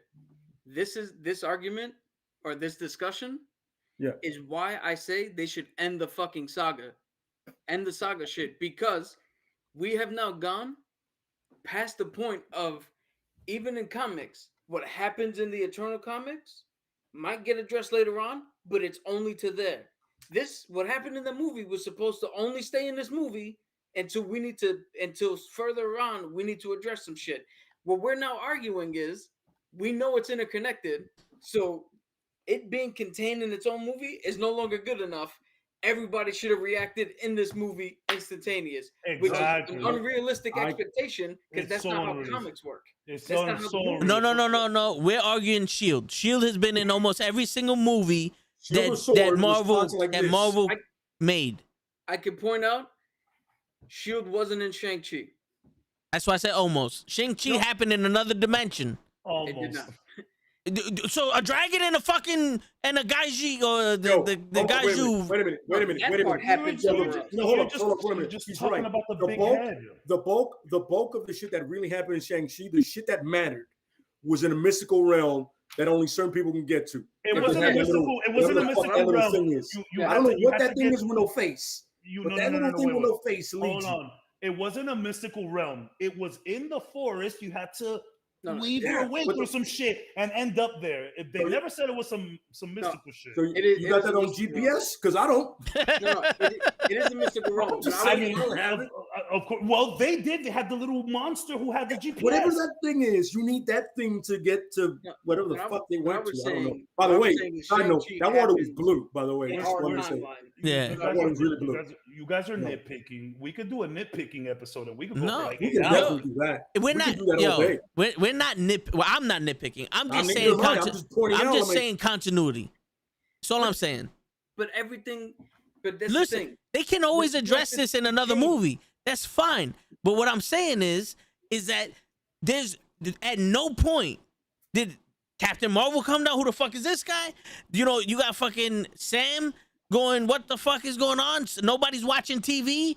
No It's one funny, the one- in a the world one where person that everybody should has a know fucking It's camera. Captain Marvel. Captain Marvel should definitely be aware of Celestials. You know what I'm saying? Like Well, we He got should introduced. definitely be aware of We that got shit. introduced to That Thanos' fucking- brother, that fucking which is bitch. yeah. We Should got definitely be aware of it. like they mentioned Captain America and Iron Man not being there, you know, dying and all other shit. But you're telling me that when Sam, who just fucking solved an international crisis with the flag smashers, they were in the European area and all that other shit happening, so they have their eyes on that shit. You're telling me that no one there seen that? So No Well, one's of seeing course- no of no course. one's seeing the deviants fighting with. Now we got Superman all of a fucking sudden. well, here's the thing. Again, this happens 5 years, or for Sam, I believe it happens 2 or 3 years after his show. We don't know. When we get to the movie, he might be dealing with something at the same time that this is going Yeah, on. but that's why I'm not saying specifically a hero. I'm saying Shield. Shield has reach everywhere. But what I'm saying is, all right. What I'm saying is this: in the first Avengers, right? Shield did nothing. It was the Avengers. Like, what the fuck did Shield and Nick Fury do to help? Nothing. In Age of Ultron, what did they do? Nothing. Infinity War, Endgame, they've done nothing. They had the Yeah. intelligence. Huh? They had the intelligence. Wait a minute. They had the information on what was going on. We gotta move from. We gotta move. Yeah, off we gotta- of this yeah. Because, This is- but one final thought, and this is agreeing with everybody, is like this is the biggest problem of the MCU.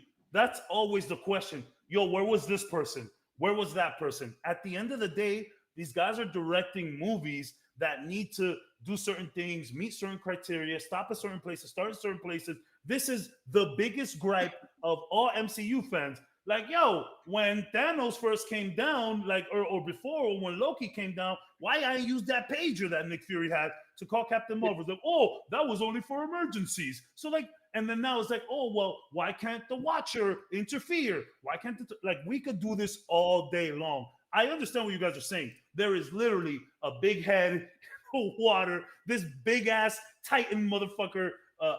That's Attack on Titan, not Titan like the Mad Titan. He's good. there, What's good, Kenny? and everybody's just like, just another day in the neighborhood. That is the biggest problem with the MCU, and we can't spend too much time arguing about it. I'm gonna say this is why. This is why I don't. I mean, I'm a fan of comic book movies. I'm a fan of comic books. We're in here talking about it, but I'm gonna say this is why I don't really like these movies being strung together like this. Is because for the people in the know, yeah, we understand what happened. But for people who don't, they have those questions. But again, it's an unrealistic question because that's not how the medium works. Yeah, unfortunate, but I get you guys though. So, I understand where you guys are coming from. But like you were saying, I hate to say this, but like you were saying earlier, how people are stupid, but the idiots are like, "Well, you told me they know each other." Like, no shit. How many times has something happened to your friend? Where the fuck were you at? Yeah, like shit happens independently of people, even big organizations. It just happens that way. But you guys have a legit point though, because yes, I get what you're saying. Even if we had like 5 seconds of Nick Fury, like, yo, you seeing this shit? Like, I get what you're saying, but it's just that's not how they could have done that. You think the MCU couldn't have done that? They could have done that, acknowledged it in some way. You know what would have been? You know what would have been awesome? Not to cut you off. No. Homeboy's assistant, if he was a Shield member. On the low, and like at the end, you see him calling, like, "Yo, yeah, I'm by myself. Have you been seeing this shit?" Yeah, that would be incredible. You're right, but the MCU, what they've done and what they've proven that they can do, you think they didn't think of that? I think they just purposely left it out. Like, yo, who gives a fuck? We'll talk about it in the next one, which is talking to Cap's point that sometimes the reason the MCU has been so successful. Well, the MCU's biggest weakness is why they've been so successful. This interconnecting 10-year saga over 23 movies that they've done. While it's been amazing and we stay at the end of these movies to watch these post-credit scenes, and while we theorize and we do this kind of shit, as cool as it is, it also leads to so much plot holes. Like let's be honest. When Captain America grabs Mjolnir, right? Captain America grabbed Mjolnir in the comics like 4 or 5 times. They didn't need to explain it. He's worthy. Go for it. But the MCU had done Ultron like 8 years before, and Captain moved it a little bit. They're like, well, if Captain moved it a little bit, why he couldn't pick it up? And what the director said is like, well, Steve Rogers is a good person. He wouldn't want to show up Thor. It's like, no, that's the excuse you're going with so that we can stop asking questions. You know what I mean? Like, that's what I think. I agree. I agree with Cabs here, only for the simple fact that inherently Cap wouldn't have known that he can lift it. That he can do it. So, yeah, and with his strength, he would have just on instinct just picked the shit up. Yeah. But they're like, oh, he didn't want to show up Thor. It's like, no, that's the excuse you're going with so that we don't ask questions. So I guarantee you later on, this question will come up.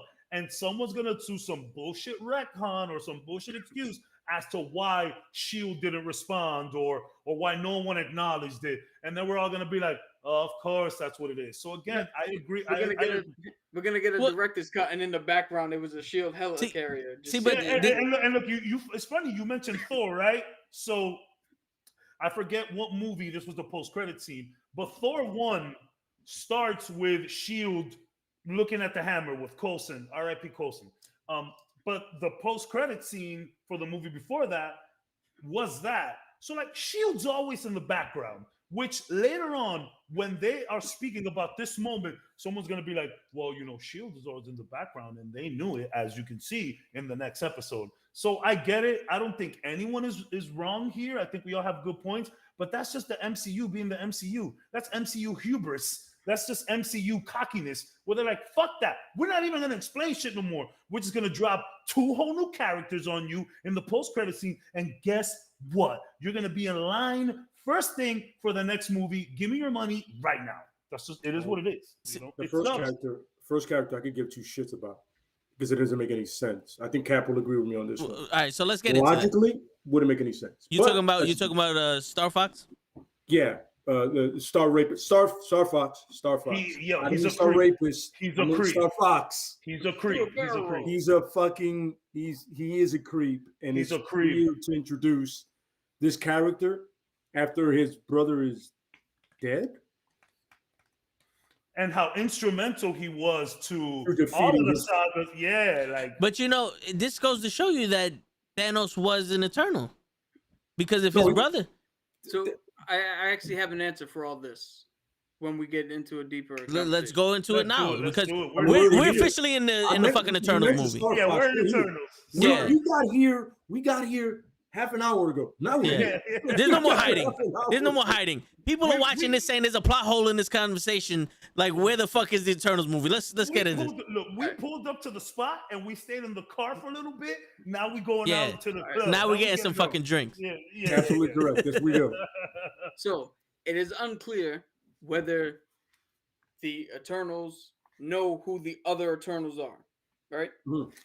But let's say they do. Mhm. They would only know Thanos and Star Fox's mother and father. Mhm. And with the fact that their memories get erased, they wouldn't know that Star Fox, or Eros, that's his real name, and Thanos are the children of Celestials, of Mentor. Eternals. They themselves are not created Eternals. They're children, which means they're not on their radar. So, what do you call it?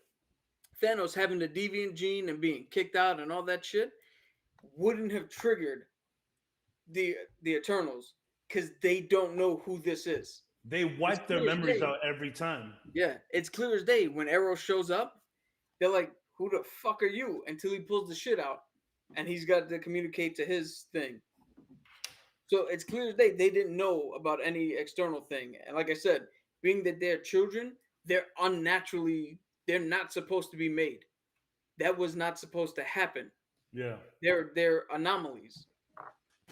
So those two are completely separate from the rest of the Eternals. Even though he calls himself one, they're not. It's like a cop's kid showing up at the precinct and be like, "Well, give me a badge. I'm a cop now." To be honest, the real important part of that scene is Pip, Lil Dude, because Lil Dude is like super cool with Adam Warlock. Like they were running amok all over the galaxy together, and we're gonna see Adam Warlock now in Guardians 3. So I don't think they're gonna be connected though. I hope so. Come on, but that probably not. But either way, I think it is weird to bring out Star Fox now. But yo, they did it. They went for it, and I'm fucking here for it. Let's go. What do you have planned to look? Again, we could just sit here and nitpick time and comic book continuity and all of that shit. We can do that. No. But I'm just glad that they're laying out groundwork for another 10 years. I'm happy about that. So Am I gonna want another 10 years after that? Maybe not, but I got another answer for that. Bringing Star Fox out now makes perfect sense because for the Eternals, for the Eternals. for the Eternals specifically, Ajax is dead. Yep. Icarus is dead. Tata Quieto is dead. Allegedly. Icarus is allegedly. Un allegedly dead. Tata Quieto is, I mean, Yeah, Un Gilgamesh is Cocotazo dead. is dead. He's gonna come back It's gonna back. It's gonna come back. Superman 1000. I mean, it's gonna come back. Fucking Yeah. they took Cersei, they took Kango, and they took Brian Tyree Henry, right? For some reason, Fausto. So you have only what 3 people on that ship? They're gonna need more people They're gonna to need do a what they're crew. gonna do. So you add another fucking member of the team. They go get another. Like they're just replenishing their team. So it makes sense for him to show And up now. all right, so do you think that the Eternals are gonna come back later on in the series? Like, there's not gonna be another Eternals movie for a while, right? Correct. And just judging by the critics' response and Lay's response, I'm pointing down because for me he's He's to your right. On this the way? In the cast, I'm like, yeah, I'm right here. It's okay. Yeah. It's okay. I get it. So according to the critics and to this man, they should probably never make another Eternals movie ever again. Which I don't agree. They could refer to them. They could, because apparently Selma Hayek has signed on for like multi movies. Well, remember, like she's going nowhere. Ajax is here to stay. there's like 100 different versions of them. Yeah, but the point is, Selma Hayek, the actress, No, she's yeah. gonna be every fucking where. Apparently. No, yeah. But there's got to be like 100 different Ajax. She may be dead now, but we're gonna see her. You know what I'm saying? Yeah. I thought the Eternals, like, it was a little slow, and then when they were doing their Avengers thing and getting the band back together, I thought it really picked up. I thought this was some of the most interesting MCU stuff I've seen in a while. It was just fun to see their story and see their origin played out on the big screen. And I love how, like, their plan, it kind of reminded me of Terminator 3. In Terminator 3, they fucking close off the whole thing saying, yo, y'all were never supposed to stop Judgment Day. Y'all were supposed to live through it. So these people thinking that their job was to make the earth progress. Yes, that was your job, but it was just Hansel and Gretel. We're just preparing the earth for this big motherfucker to come out of it. So I thought that was interesting. I thought it was fun. And it was more like it was kind of like a murder mystery almost, this movie. It's like, okay, so who's the bad guy? Who's the good guy? Oh, there's multiple good guys. There's multiple bad guys. There's some people in the middle. Kingo Deadass was super neutral about it. He was like, yo, I don't give a fuck what y'all do. I'm not fighting any of y'all. If you blow up this entire planet because that's our job, yo, go for it. If you don't, if you save the world, I am still a Bollywood superstar. I'm good either way, but I ain't fighting y'all. I'm out of here. So I thought I thought the dynamic of them was cool. I thought the powers were cool. I thought seeing them through these different points of time was cool. I was interested in the story. It was slow at first, but then it caught up. I just want to say this, just because I have to get it out there. This is the best Justice League movie we're ever gonna see. Yes. It is this shit, the craziest DC vibes in this movie. We got the Flash, we got Green Lantern, we got Superman. But there's a reason for that. No, I hear you. No, I hear you. They even reference them in the movie a couple times. Batman and Superman. Yeah. Like, I don't wear a cape, but it's because the creator of them, he went to DC. He went to DC and was essentially going to make the Eternals over there. That didn't work out. He came back to Marvel and was like, yo, I'm going to make the Eternals here. Now question. That is my gripe. Why that ended up translating so much into a DC style Marvel movie was super weird. But yo, it's crazy that you said that. I said that immediately. The DC vibes in this movie was crazy. It was a lot more grown up. Look, it was a lot different than that, which is why I respect the movie, because they went for it. Instead of that basic MCU, like plug and play type of template, they went for it. Bro, there was a sex scene in this movie. Hello. Yeah. The MCU don't do that. They had to cut that shit for international releases. And it wasn't even that crazy. You just see like some backs or some shit. You know what I mean? But like some shoulders. They went for it, and I respect them going for it. And I thought it was very interesting. I love seeing them throughout time. I love everybody thinking Druig was going to be the bad guy, because in the comic books, it's Druig that people really had to be worried about. He tried to make a whole bunch of shit go down. He wanted to be the Prime Eternal in the comic books. So everybody thought it was Druig, and shit, it could still be Druig later on. But when Druig came out of nowhere, smacked little homegirl in the fucking head with a rock, I said, oh shit. So now he's the good guy. He's the good guy, and then Icarus turns out to be the bad guy. I'm not gonna lie. I'm usually good at the subterfuge in movies. I did not have any idea that Icarus was going to turn out to be the bad one. I had no idea. I really thought it was going to be Druig the entire time because I went with the comic book lore about it. I'm done. I enjoyed the movie. I thought it was paced well because it's like it captured the attention with what was going on. It was a refresher for the Marvel because it wasn't a lot of the same shit. Like this was bestowed upon me and now I'm a superhero. These were just basically it was like a SWAT team doing a mission. And they were like, yo, the mission is over. And then they found out, nope, the mission's not over, but we all have lives now and we all have something to live for. Yeah, and you want to blow up the planet and erase our memories. We can't this is not ethically right. And it brings up the argument is like, who's right? Them for saving the planet or the Eternals for saving humanity, taking one planet and making billions of other ones? Like, what do you do there? That's where the question is like, who's the right one? It's like, yo, we saved 6 billion people, but we could have possibly prevented 6 billion planets with population from being grown. Like, now what? I think, and that's the interesting part. So a lot of people were mad talking about, oh, here goes the MCU again, having this villain problems. I'm sorry, Crow was not the villain. If anybody thinks Crow was the villain, this, deviant that can advance and adapt, that was not the villain. Crow is a real thing. He is referenced in the comics. Big time. But that wasn't the villain was what Toe was talking about. That inner monologue. Like, yo, we were programmed to do this. Like, are we going to do this or are we not going to do this?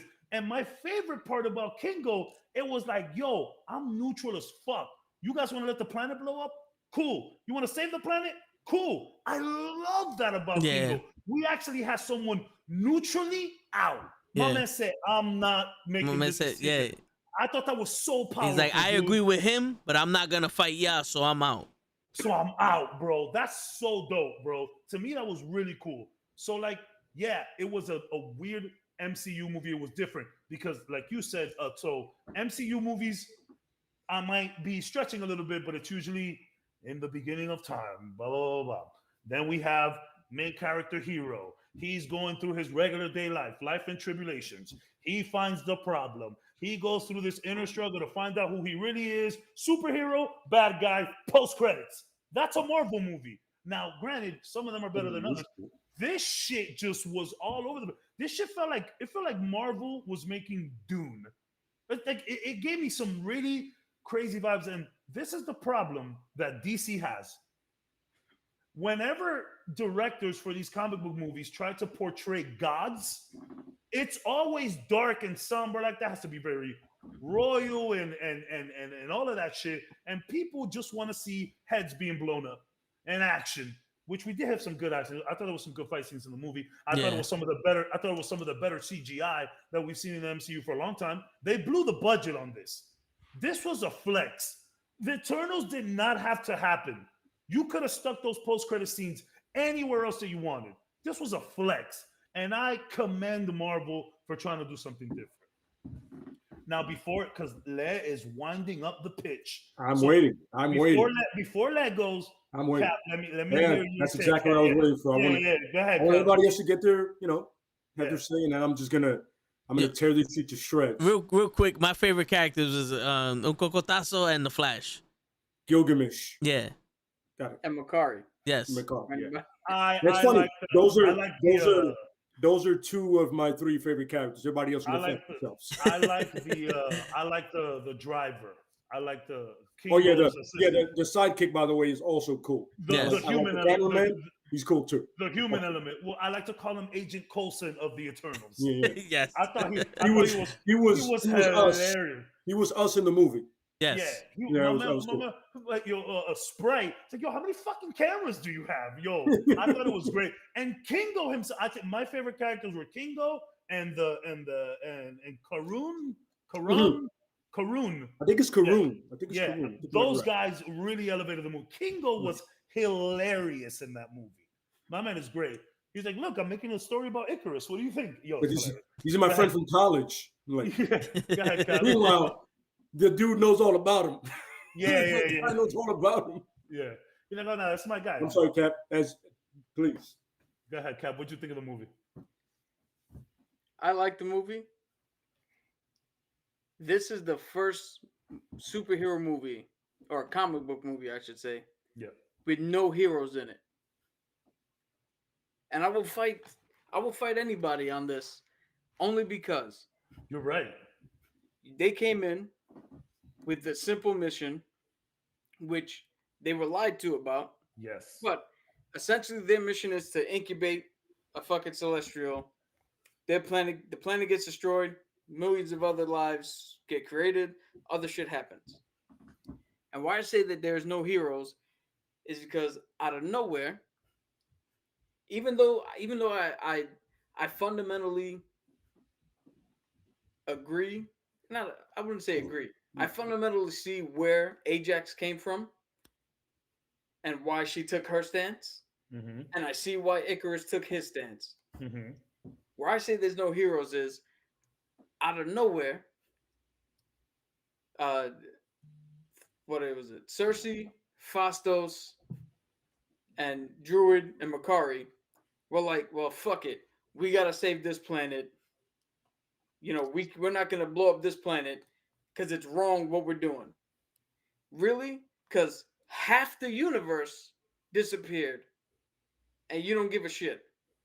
Now you're preventing millions of lives from being created because this planet, which half of it disappeared and you didn't give a shit, all of a sudden now, today, Cersei, you care. Today, Fastos, you found something. There's a reason Today, for that. Makari, you decided to do something. There's a reason for that, though. There's a But reason. but there isn't. I Because mean, here's the thing: you it's- can't tell. I know they can't interfere, and they had to watch as the humans fought their own shit. But when you're told that the reason for this planet is to further the goals of the Eternals, yeah.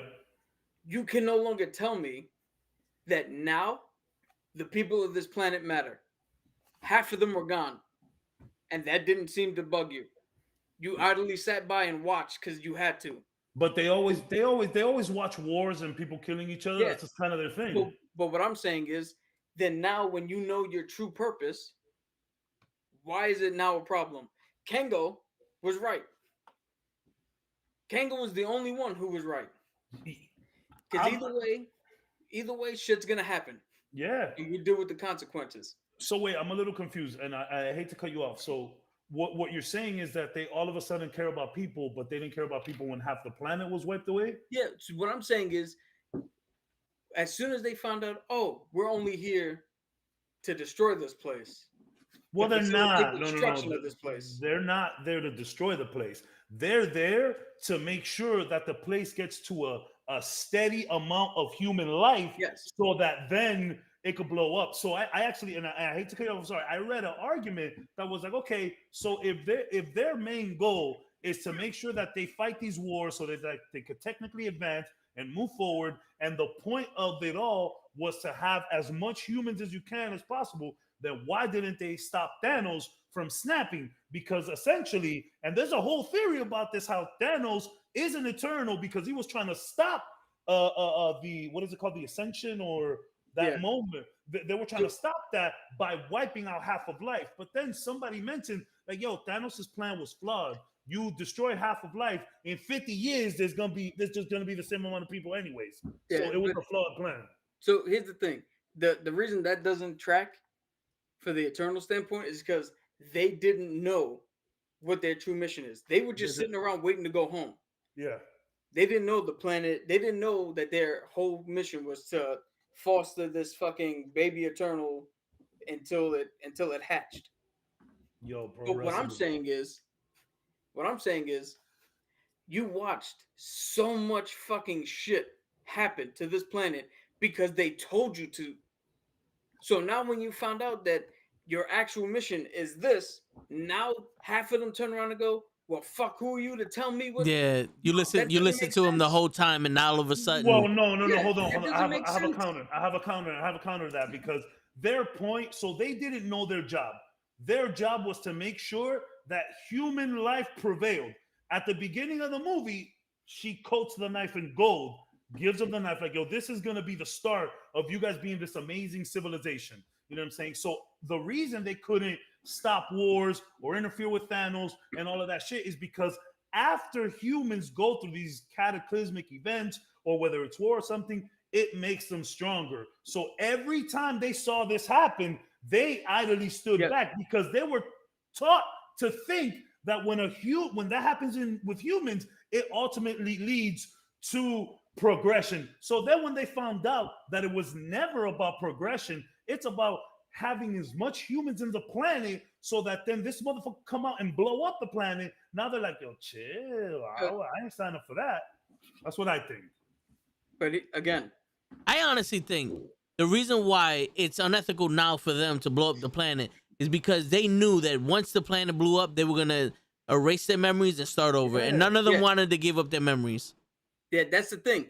This is what I was bringing up with Cap and the other heroes in Endgame. They did not give a fuck about the other planets that could have been made. Hence why I said there are no heroes in this movie. Here we go again. I'm not gonna go on that whole No, diagram. I know. I just remember the mummy. Yeah. Here we go again. But- I just remember the mummy when he sees the yeah. Sorry.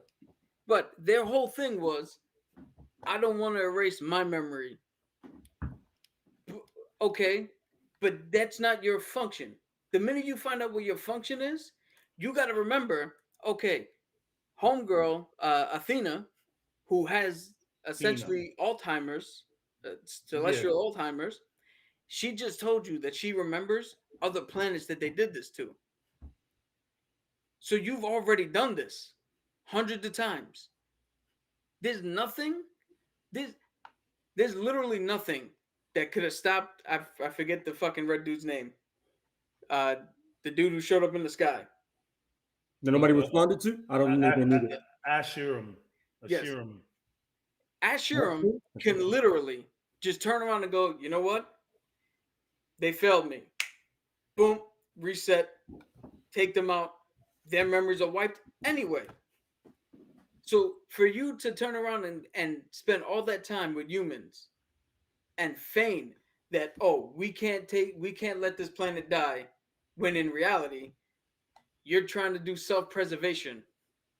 And then you're trying to kill the fucking deviants because Asherin told you that the deviants only wanted self-preservation. That right there, that is where you would look at and go, there's something wrong in this movie. But I like that fact because the question that it brings up is not about heroes. The question it brings up is the few versus the many. In that scenario, what is right? Save the few in front of us or sacrifice the few in front of us for the many we can't see? That is an interesting question for me because that's not been done in a comic book movie before. I hear you. So I like the movie in that respect, but I don't get caught up. There are no heroes in this movie. There's people you can root for and people you can like, people you dislike. There are no heroes in this movie. Because even when Homeboy turns around and goes, "Oh, thank you for all you've done for us. It's been an honor working with you in these last couple of days, and thank you for everything you've done throughout history." Cool.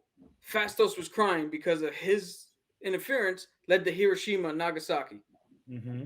So as much as they helped, they fucking destroyed shit too.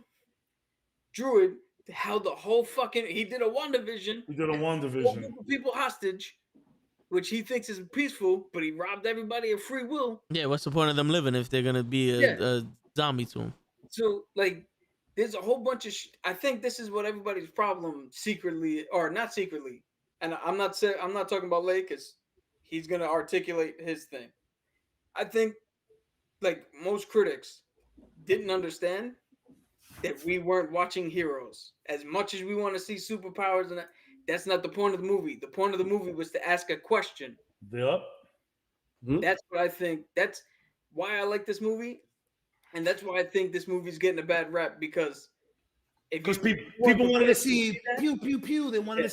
to see Captain America. They want to see Iron Man, and that's the same thing I was saying. Everybody's like, oh, this is a horrible villain again, bro. The villain is that inner monologue. I said it before even Cap started talking about this. It's like, yo, what are we gonna do? And again, which is why I refer to Kingo. My man was I'm washing my hands with this. I thought that was so dope. The man didn't want it, and I think that is the real thing about this movie, which is why I liked it. I'm telling you, this was like a murder mystery almost. It was like Galactic Clue. It's like, who did it? Who's gonna do it? What are they gonna do it with? What is gonna be the end result here? And at the end of the day, it was that simple question: what Thanos wanted, what everyone wanted. Do we save whoever's in front of us, or do we say, or do we say, fuck it, destroy that, and potentially build other life? I think that's the real question. Real here, quick. though. Can it build Yeah, other life? real quick before Legos. My thing is like, Big Red Guy came down, told these people, you chose to save this planet Red, I from like that one. Red. you know, Red. you chose to save this planet and prevent this guy from being born. So I'm gonna read your memories and I'm gonna see if this planet is worthy enough for that. If not, I'm gonna cast punishment. Basically, I'm gonna come back and finish the job. Yeah. Now my head is like, if that was possible, why is Earth the only planet that shit's happening? It's like every time some shit like that happens, there's always impregnated everywhere. no, but what I'm saying, like there's always this planet is the one where, oh no, we need to save this because because these people went from the wheel to the fucking automobile. But when you go to other planets, these motherfuckers are literally drinking cosmic energy, chilling with a fucking with shit that their armors or guns. It's because we live on Earth. No. That's why. I actually here. have an answer to that, and it's said in Endgame when they ask Captain Marvel, Lay's favorite character, and I keep pointing down because that's where he is for me. Lay's favorite character. They ask her, why the fuck are you not staying with us? She says, I'm doing shit other everywhere planets else. don't have Avengers. Yeah. So what I think to answer your question directly, Totex, is the reason it's always us is not because we went from the wheel to the iPhone. What happened to us is, Which is impressive. Shit happened, and we turned around and said, nah, we're not going to let this fucking stand. And we stood up, and Hero stood up, and we saved our own asses. We are the most stubborn race in the world. Yeah, according to Captain Marvel, other planets didn't have that instinct. So I think for once we're looking at it a little too much. I really think the only reason Earth is the number one place to save is because that's where you're selling comic books on Earth. No one's selling comic books in Mars. You know what I mean? That's why it's always Earth. That's why it's always Earth. Now I get where you're coming from. It's like, okay, so we make guns out of gunpowder. Meanwhile, these motherfuckers legit control magic and energy. You know what I'm saying? Like, I get it. There's obviously other planets and other universes that are more technically advanced than us, than that have more weaponry and can handle some shit like this, because we needed cosmic energy just to beat Thanos. Thanos' army could have did what they did, the Avengers did and all that other shit. You know what I'm saying? So like, why Earth? Why, like, what I want to know what he's gonna see in them that's gonna go, you know what? Goldie over here didn't need to be born. Resilience, the fact that we don't have all of that shit and we're still making it and we can still be a threat and we can still freeze motherfuckers in the water. Unfortunately, as much as I should love it, I'm gonna hate it, because what he's gonna see is he's gonna see Steve Rogers. Yep. He's gonna see Iron Man. Yep. He's gonna see this, and he's gonna see the shit we've already seen, and that's gonna be his judgment. Where it should be something deeper. Resilience. But no, it's just he watched the first saga of Marvel and was like, that was pretty good. I'm gonna let you live. It's that we're crafty little motherfuckers, bro. Humans are like ankle biters. You know, we might be this small little thing in this massive galaxy, but we're the most boisterous. We like aliens won't come down here, but if we could go up there, we'll be like, "What's up?" Like we're and that's what I was trying to say. That was my argument before. Again, when we were talking about Reed Richards versus And Brainiac. Yeah, Bro, yeah. Humans will always rise. There's just something about us. Not only that we're extra good looking. I mean, if we're looking at the cosmos, I think we're the most good looking ones. I mean, there's some green women. That's what I was saying. There's a couple of decent green women out there. I get it, but we come in the droves now. But in all seriousness, I honestly think we're thinking about it too much. It's always Earth because we live on Earth. I hear you. This is where the comics are being sold. That's a little simplistic. It is. That's like how my mom would say. My mom would turn around and be like, "Oh, why did she go in that room? Didn't she read the script?" Yeah, Like, no, yeah, 100%. Yeah. I know I'm being very simple with it. No, yeah. And I know this show, specifically this podcast, is about getting analytical with it. And my analytical way to look at that question that Toe proposed, which is a great point. Let's be honest. Even the wrestling podcast, he said that, great point. It is, because why the hell are y'all so worried about Earth? And honestly, I think it's resilience. We don't have all of that shit. It took us millions of years to get from fire to the iPad. You know what I'm saying? And these guys have probably been doing it from existence. But I think that's the allure of the human being. We're crafty little fuckers. We're ankle biters. We might not finish the war, but we're gonna get a few licks in that battle. You know what I'm saying? There's always going to be a battle. I don't think we ever win the war, but we just keep coming back and back. We keep standing up. So basically, what you're saying is it's kind of like what they did in Infinity Wars, where Thanos was going from planet to planet, destroying half their population.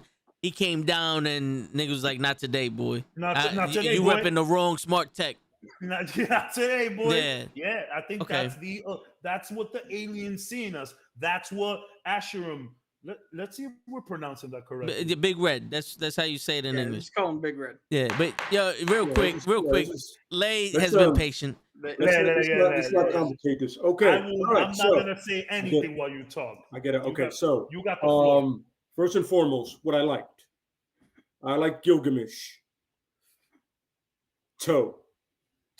Yeah, I was gonna say that. I like Kingo. I like the comedian who plays him, and I felt like he was the most human, realistic person in all of it.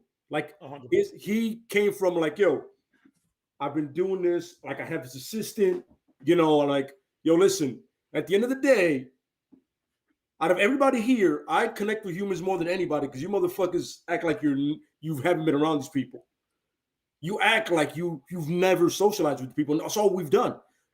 And then the speedster, the girl with the sign language had the best acting, by the way. Oh yeah, she was awesome. She's hot, and that is weird. Yes, but I'm with it. And by the way, she had the greatest Speed Force scene I've ever seen in my life. Mm-hmm. Like she did it the way Zack Snyder should have done it.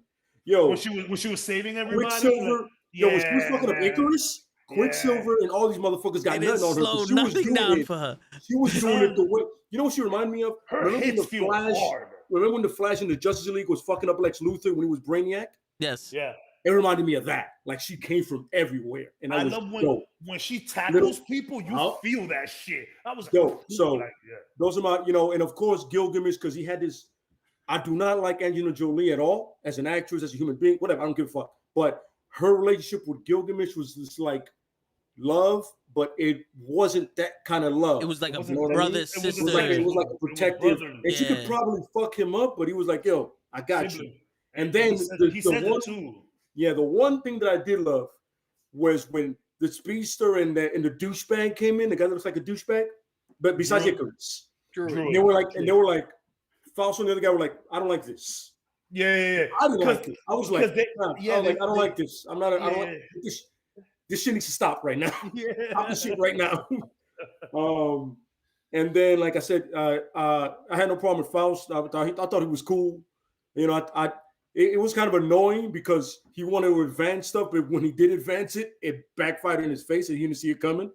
Yeah, he made him a hoe. That's stupid. Your man explaining to you before y'all broke up the fuck is going on with these people? What's his name? The douchebag. What's his name? Durag. Do Durag. right. There you go. When Durag explained to him that people are pieces of shit sometimes, you do not see you advancing these people that happening to them? Dude, seriously. You see them fighting in front of you and you're going to give them a fucking atomic bomb? Yeah, good call. That's a good call, Fausto. You're an idiot. You're an idiot. Yeah. Props to the same-sex couple with the kid. Yeah, I love to see cool. that. I love to see that. To Icarus, from the get, I knew he was going to be the villain because he looks like a dick and he just came off that way. My man went full Everything Homelander. about him. Full Homelander. By the way, the Superman reference was so annoying. I like because that was Henry Cavill, just not Henry Cavill. Yeah. Let's cut the shit. It was Superman. His punch, that Superman punch, like they wide from the back, they come in from the back, and he does it. I'm like, am I the only one seeing Justice? Am I the only one seeing Man of Steel here? Nobody sees this? The Deviants. We all saw it. We all saw it. The Deviants. In the comics, the human. By the way, I'm gonna get to that. They're not all human. They're not all human. No, absolutely. No, but most of them are. They're not all especially human. The main one that they're talking about, Crow. He has a relationship with her. But the point is, for the most part, is the human-like. I don't know why they all look like these the Dinocons. Yo, one of them looked like How to Train Your Dragon. Exactly. See, so there was many different Eternal species. I'm not gonna lie, the design of them was weird. Okay, right. yeah. So, but there are a lot of them that are monster. Like, go look at Crow right now. Crow actually kind of looks like he did in the movie. Yeah, but in the comics, he looks like a man. He doesn't evolve into a man after stealing powers. He's a man already. But anyway, whatever. Here and there, right? And then we come to my real problem with this movie. First of all, I forgot. This shit felt long as fuck. I'm watching this shit. I'm like, I got to be 2 hours into it. No, I was only an hour into it, by the way. I didn't feel the expedition, the explaining to me like I'm a fucking moron.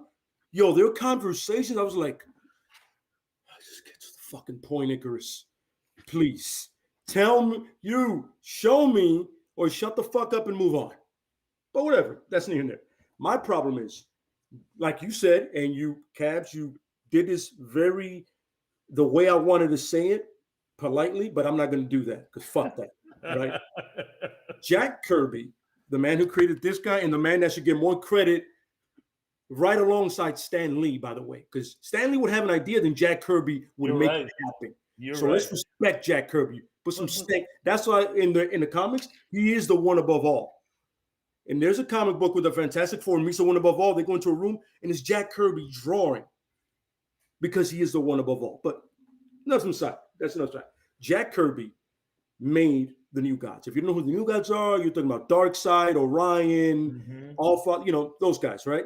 So at one point he was working for DC. He left them and he came to, and one of his biggest, back to Marvel, one of his biggest things was he never finished the New Gods. Yep. So he made the Eternal. If you look at the drawings, they're exactly the same. Yeah. I mean, you cannot tell me that doesn't mean this. So in the Eternals, Cap, correct me if I'm wrong with this, the Celestials make three different forms of life. They make the Eternals, the Deviants, and humans. Mm-hmm. Yes. Correction, right? Yep. They don't make fucking Westworld androids. All right. I'm not gonna tell you yet. Not yet. I'm not gonna tell you yet. So, right, he makes the three, right?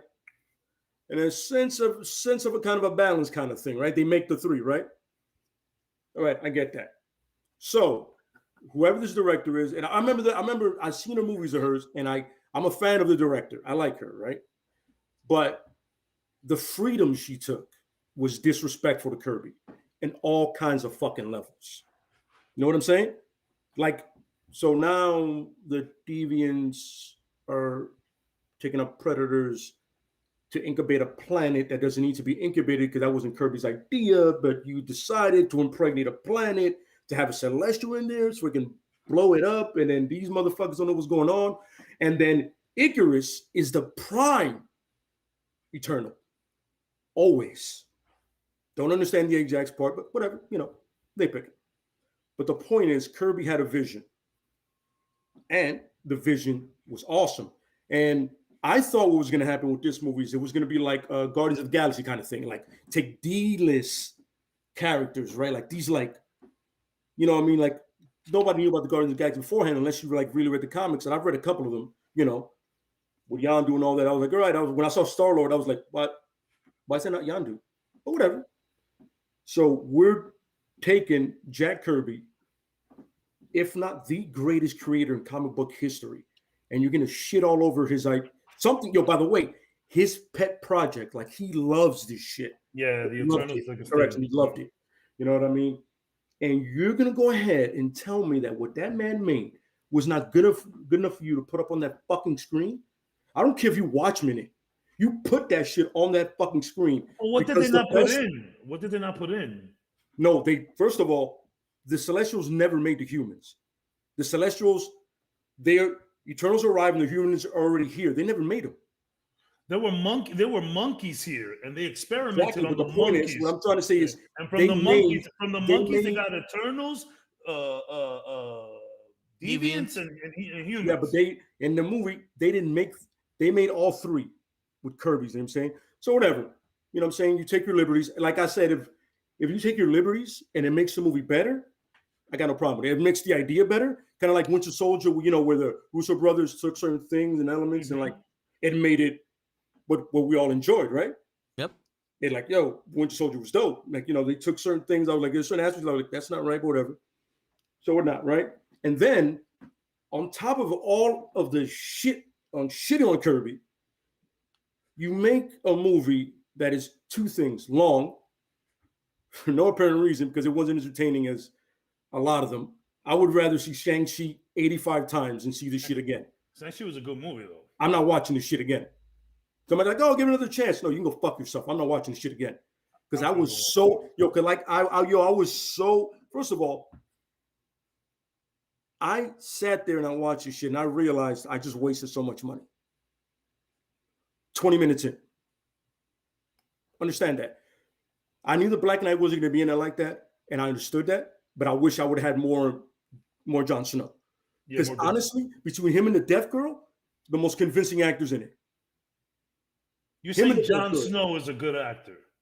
Him and the Deaf Girl were money, and he was in it for in this movie. In this movie, he did a good job. He did a good because he played the exact way you were thinking. Like, yo, that's your man. You told me about him, and now I'm believing because I see the deviant and go. That part was funny. He goes, "You're the pilot." That was I didn't funny. think it was real. Oh shit, it is. That was funny. Right? Whatever. Point is, the movie felt longer than it was. Then I told you shit about Celestials, the Jack Kirby shit on it, and then the fight scenes were cool. They were cool when it didn't involve Icarus at all, because it was just Superman. You know what I mean? And then that stupid shit where Fausto comes out with the Unimind, like he just comes up with it out of his ass. He goes, well, I mean, Unimind, here it is, guys. He's Fausto. That's what he does. Yeah, no, but if you know anything about the Unimind, you don't pull that shit out of your ass. It took a lot longer. No. You know what? I have an idea. I can come up with some shit where we can combine, and then Icarus, which is, I love this, he redeems himself after murking their leader. Yeah. He goes, fuck it, I'm going to be part of the whole solution, and I'm going to fly into the sun and become Superman 1 million. And then, the best part of the movie is literally hearing Blade tell you, are you sure you want to do that, doctor? I'm not gonna. That's the best part. No lie to you, bro. I sat there and I was like, after it was done, and you know what it reminds me, Vince? Remember we spoke about the podcast that day, the wrestling one? Yeah. Same deal. I sat there and goes, what the fuck happened? I was like, outside, like, I think I know what I watched. The train ride. I did watch that, right? That was called the Eternals, right? Could have named it anything else. Nah, that's not. I don't agree with that. I don't agree with that. But you know what? I get it. But you could have named it anything else, and I would have had no problem with it.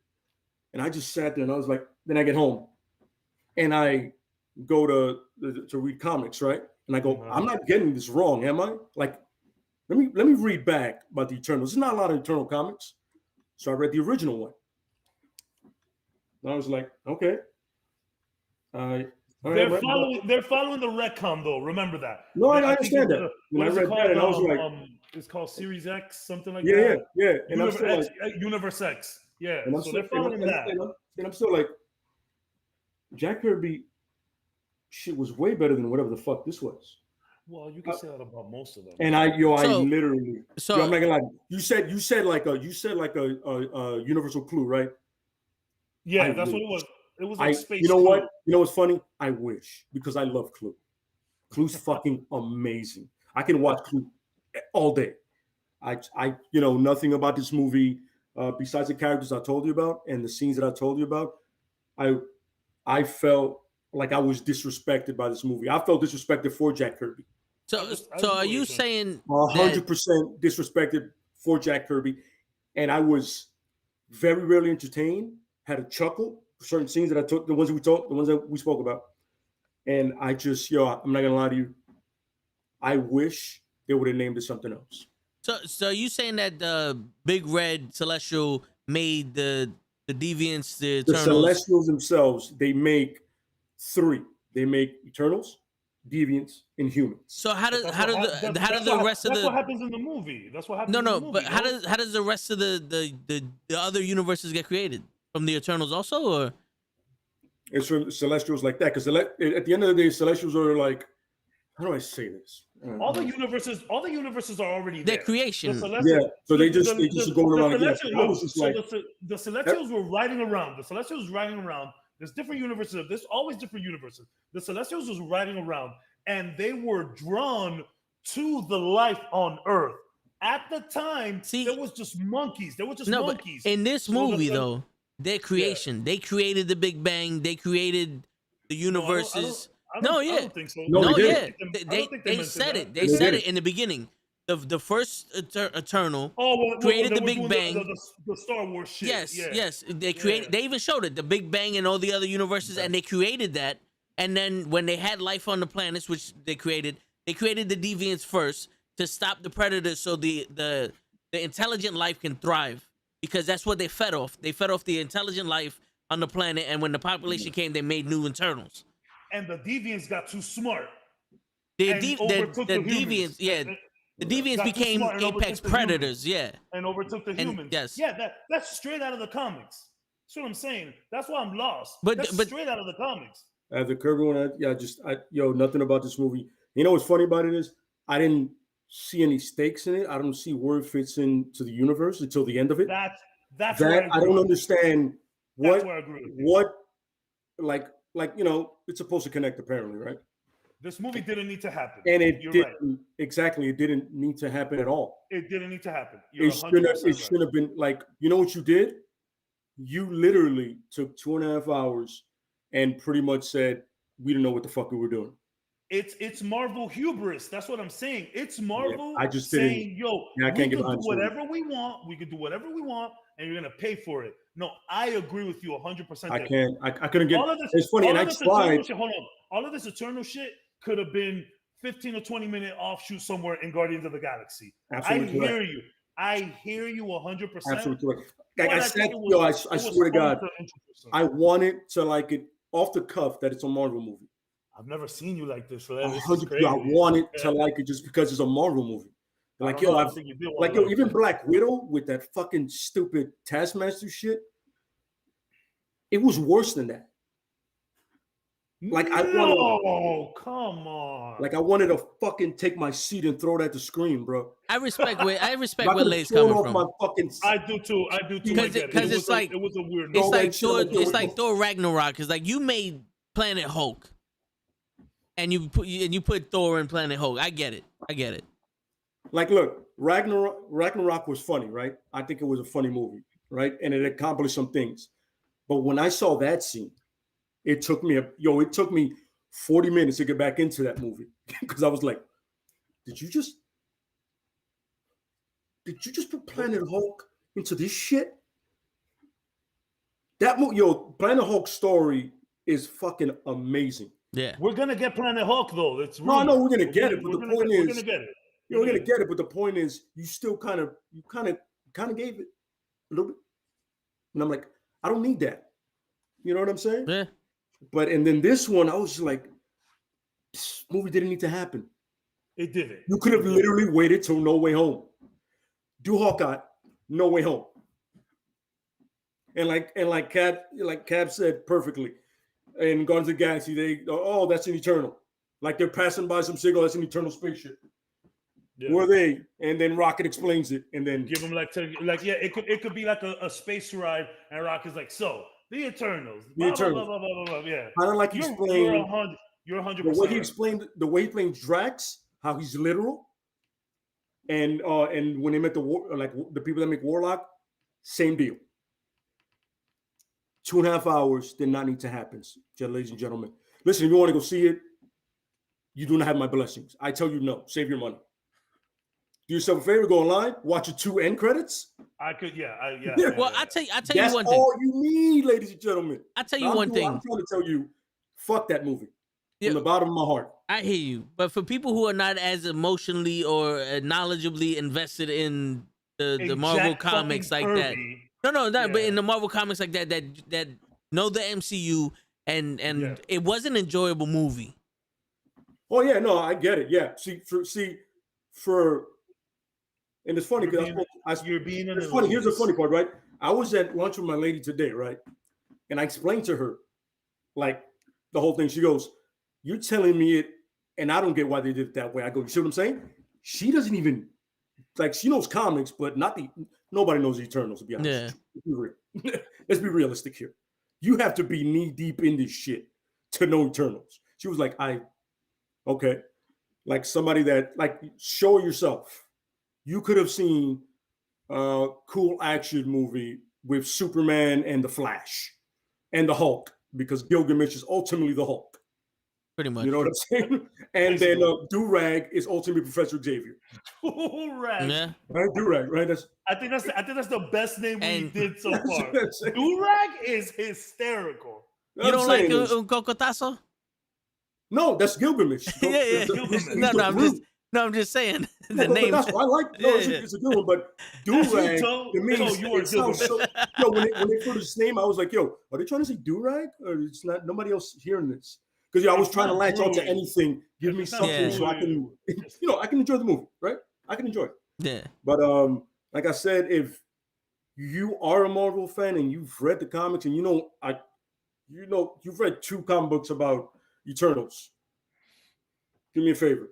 I'm helping you guys out here. Save yourself $50 if you take somebody with you. But you know what's crazy? If you're like Toe or Show or somebody that you can see, like he said, like Justice League, but not Justice League. It is 100% the most. It's a better version of Justice League. It's a better version of Justice League. Yeah, I'll tell you this much, Le. But it's not 4 hours. It's not that I disagree with you, Le, but it's actually what I've been seeing on Reddit and shit is actually the opposite. The fans are actually like, yes, good. But it's the people who are just fans of the MCU and just know these guys for the things they've been doing the last 10 years. I hear those people that are not liking the movie. They're like, what is this? We want to see Captain America. We want to see Falcon. We want to see Iron Man. Who are these people? Why is that Superman? First of all, when Icarus goes full Homelander, I was like, yes. I was like, yes, Homelander. But so that's what I've been reading. I've been reading it the other way around, where people who are only invested in the MCU and not necessarily the comics or the video games or the cartoons on Fox, I hear those people are the ones that are having a hard time with this movie because they just don't understand how it fits in. And then they stay for the post-credit scenes and see Star Fox, like, what? And then they see the Black Knight. And like, what? Because at least Star Fox is introduced as the brother of Thanos. So you're like, okay, at least you could grab onto that. But Black Knight, even in the comic book stratosphere, Black Knight is like, whatever, you know what I mean? Black Knight went out to do some cool shit, but I think the faithfuls, people who are rocking with the comics, can enjoy it a little bit more than people who are not. Because how about this one? And the thing is, right? Like somebody will go, the Black Knight. How does he matter? In the comics, the Black Knight winds up helping defeat Kang. Yeah. You know what I'm saying? I'm not gonna read the comic book. Seriously. Fucking love of God. Just fucking read the book. Yeah. And people are like, yo, how does Blade fit in? They've had 2 or 3 comic books where they've actually teamed up. And it makes sense. And it to me, it's one of those things where Blade finds it for one of the vampires he destroys, and he goes, yo, I know this is your thing, so you know what I'm saying? So hold on a second. So there was actually and this might be the sword that we see. So there was a fake ebony sword or ebony blade. There was a fake one made by Nosferatu himself, Dracula. So that's how Blade knows about that ebony blade or sword. That's how he knows about that one. So a lot of people are starting to theorize that the one that we're seeing in the MCU is the fake one made by Dracula. It's still just as powerful. It's still just as cursed. So I think that's how Blade fits into that. But they do team up. They go to London to fight vampires and werewolves. Again, I forget the team name. It's like B13 or like Sector 13, some shit like that. Maybe it's a different number. Who knows? But and then they alluded to vampires in Eternals. They were like, they made the joke about, the first time Karun thought that I was a vampire, he tried to stake me. So we're getting there with vampires. But again, if you do not know anything about comic books and you just fucking with the MCU, you left out of there like, what? My boy hit me up today and he was like, yo, what'd you think of Eternals? And I told him the truth. I was like, yo, listen, it's weird. You might not like this movie, but if you know what's up, if you pay attention to the story, I thought it was some of the most interesting shit that MCU has done story-wise in a long time. Not a while, but like a decent amount of time. Yeah. And then he told me, oh, my boy saw it and he didn't like it. I'm like, I know who your boy is. Your boy clearly knows nothing about comic books. He just knows MCU. He thinks Iron Man probably never had a cartoon before. I don't know. That was a snap judgment. I'm just saying that. But all I'm saying is that from Reddit, motherfuckers like us enjoyed it. MCU people that just fuck with MCU hate it. That's what I'm reading. Yo, real quick, 2 things. To Wrestling Podcast. Yeah, I want to. Mahershala Ali is playing Blade. Mahershala Ali is playing Blade. Yeah. Once again, you hear that voice, you're gonna go, I know that guy. real quick, Cap. Yeah, interject. With what?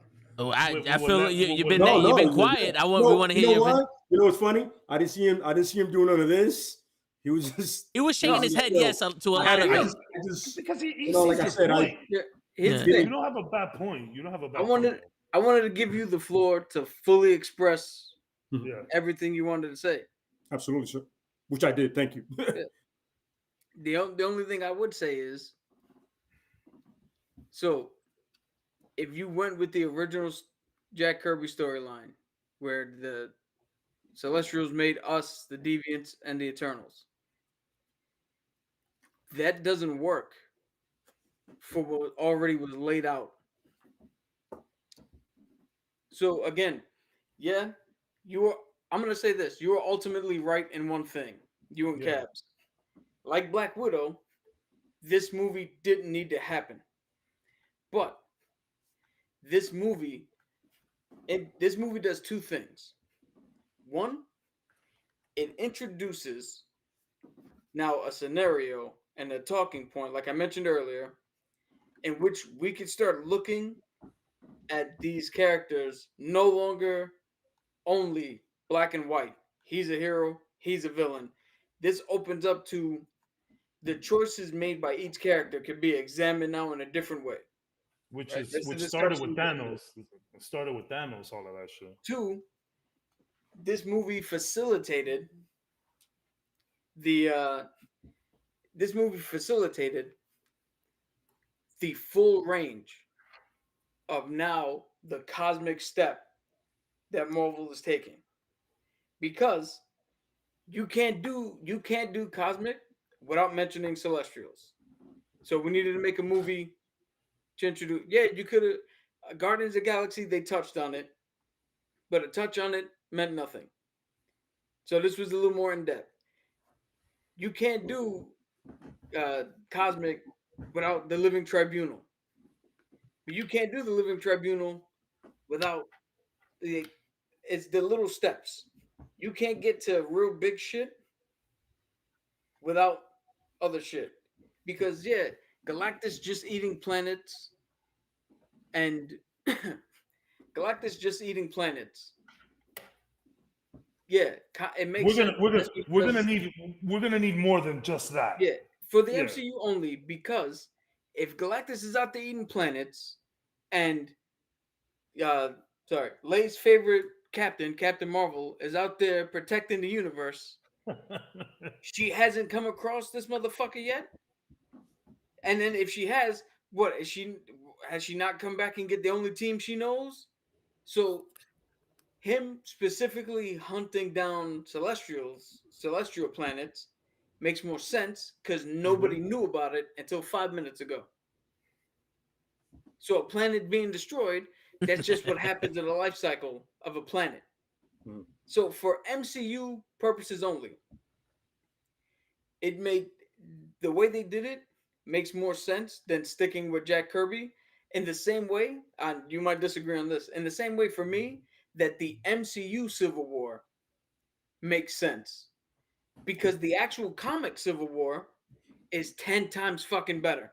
It is. The video It game is. is It 10 is. times fucking better. It really is. 100%. And if you 100%. give me a choice, now Civil War is my favorite. Civil War and Shang-Chi are my favorite fucking Marvel movies. Whoa. But if you give me the choice, I would play Civil War, the video game, the Marvel Alliance Civil War, or I would read the comic 1,000,000 out of 1,000,000 times over watching the movie. But Shang-Chi, well, yeah, because those comics were There's nothing comparable like that right now. those comics were not great. yeah. But Those what do you call comments it? were racist. Yeah, what we got for the MCU worked perfectly. If for the movie purposes, you told us that all of a sudden, these are the gods. These gods made us and the other two.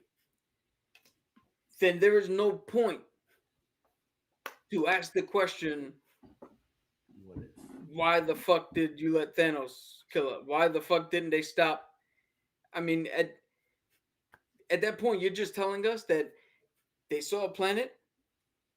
They tried 3 ways of evolution.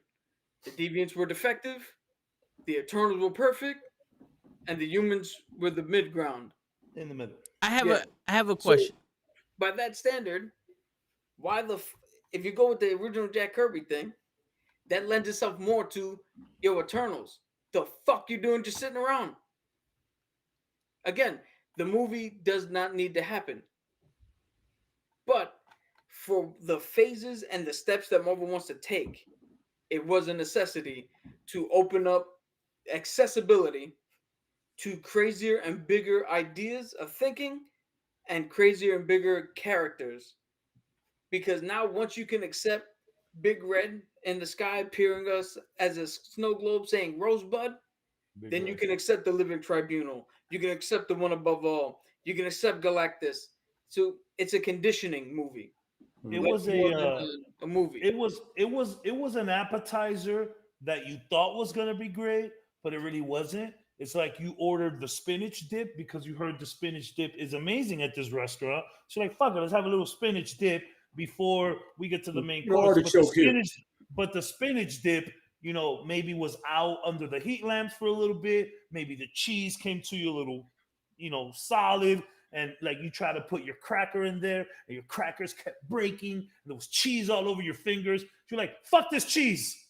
Fuck this dip. I think that's what happened because Cap is 100% right. While this didn't need to happen, it was an entry to this galactic war that's about to take on. And again, that's why I'm saying we could have given this 15, 20 minutes in Guardians of the Galaxy. If Guardians of the Galaxy is going to be 2.5 hours, maybe 2:15, maybe 15 of those could have just been a little backstory of the Eternals. I hear you, but I think I agree with Cap where it kind of needed to happen as a stepping stone. But all things said, I thought it was really interesting to see the story about the Eternals. clearly you know who the Eternals are. I knew about the Eternals. Obviously, I referenced them from Galaxy 1. I thought it was Galaxy 2. My bad. But you know about the Eternals. A lot of my knowledge from comics and stuff like that also comes from the video games. So you guys remember Marvel Superheroes on the PS1? Yeah. Marvel Superheroes on the PS1 was the first time I ever seen Thanos. I did not see Thanos in comic books. And that sounds weird. I'm in a comic book podcast, but I never saw Thanos before that. So, I was like 13 years old. Still a decent time to see Thanos. I was 13. So I saw Thanos from that. And I started looking up back with like Ask Jeeves and Yahoo.com. Started looking at Thanos through there.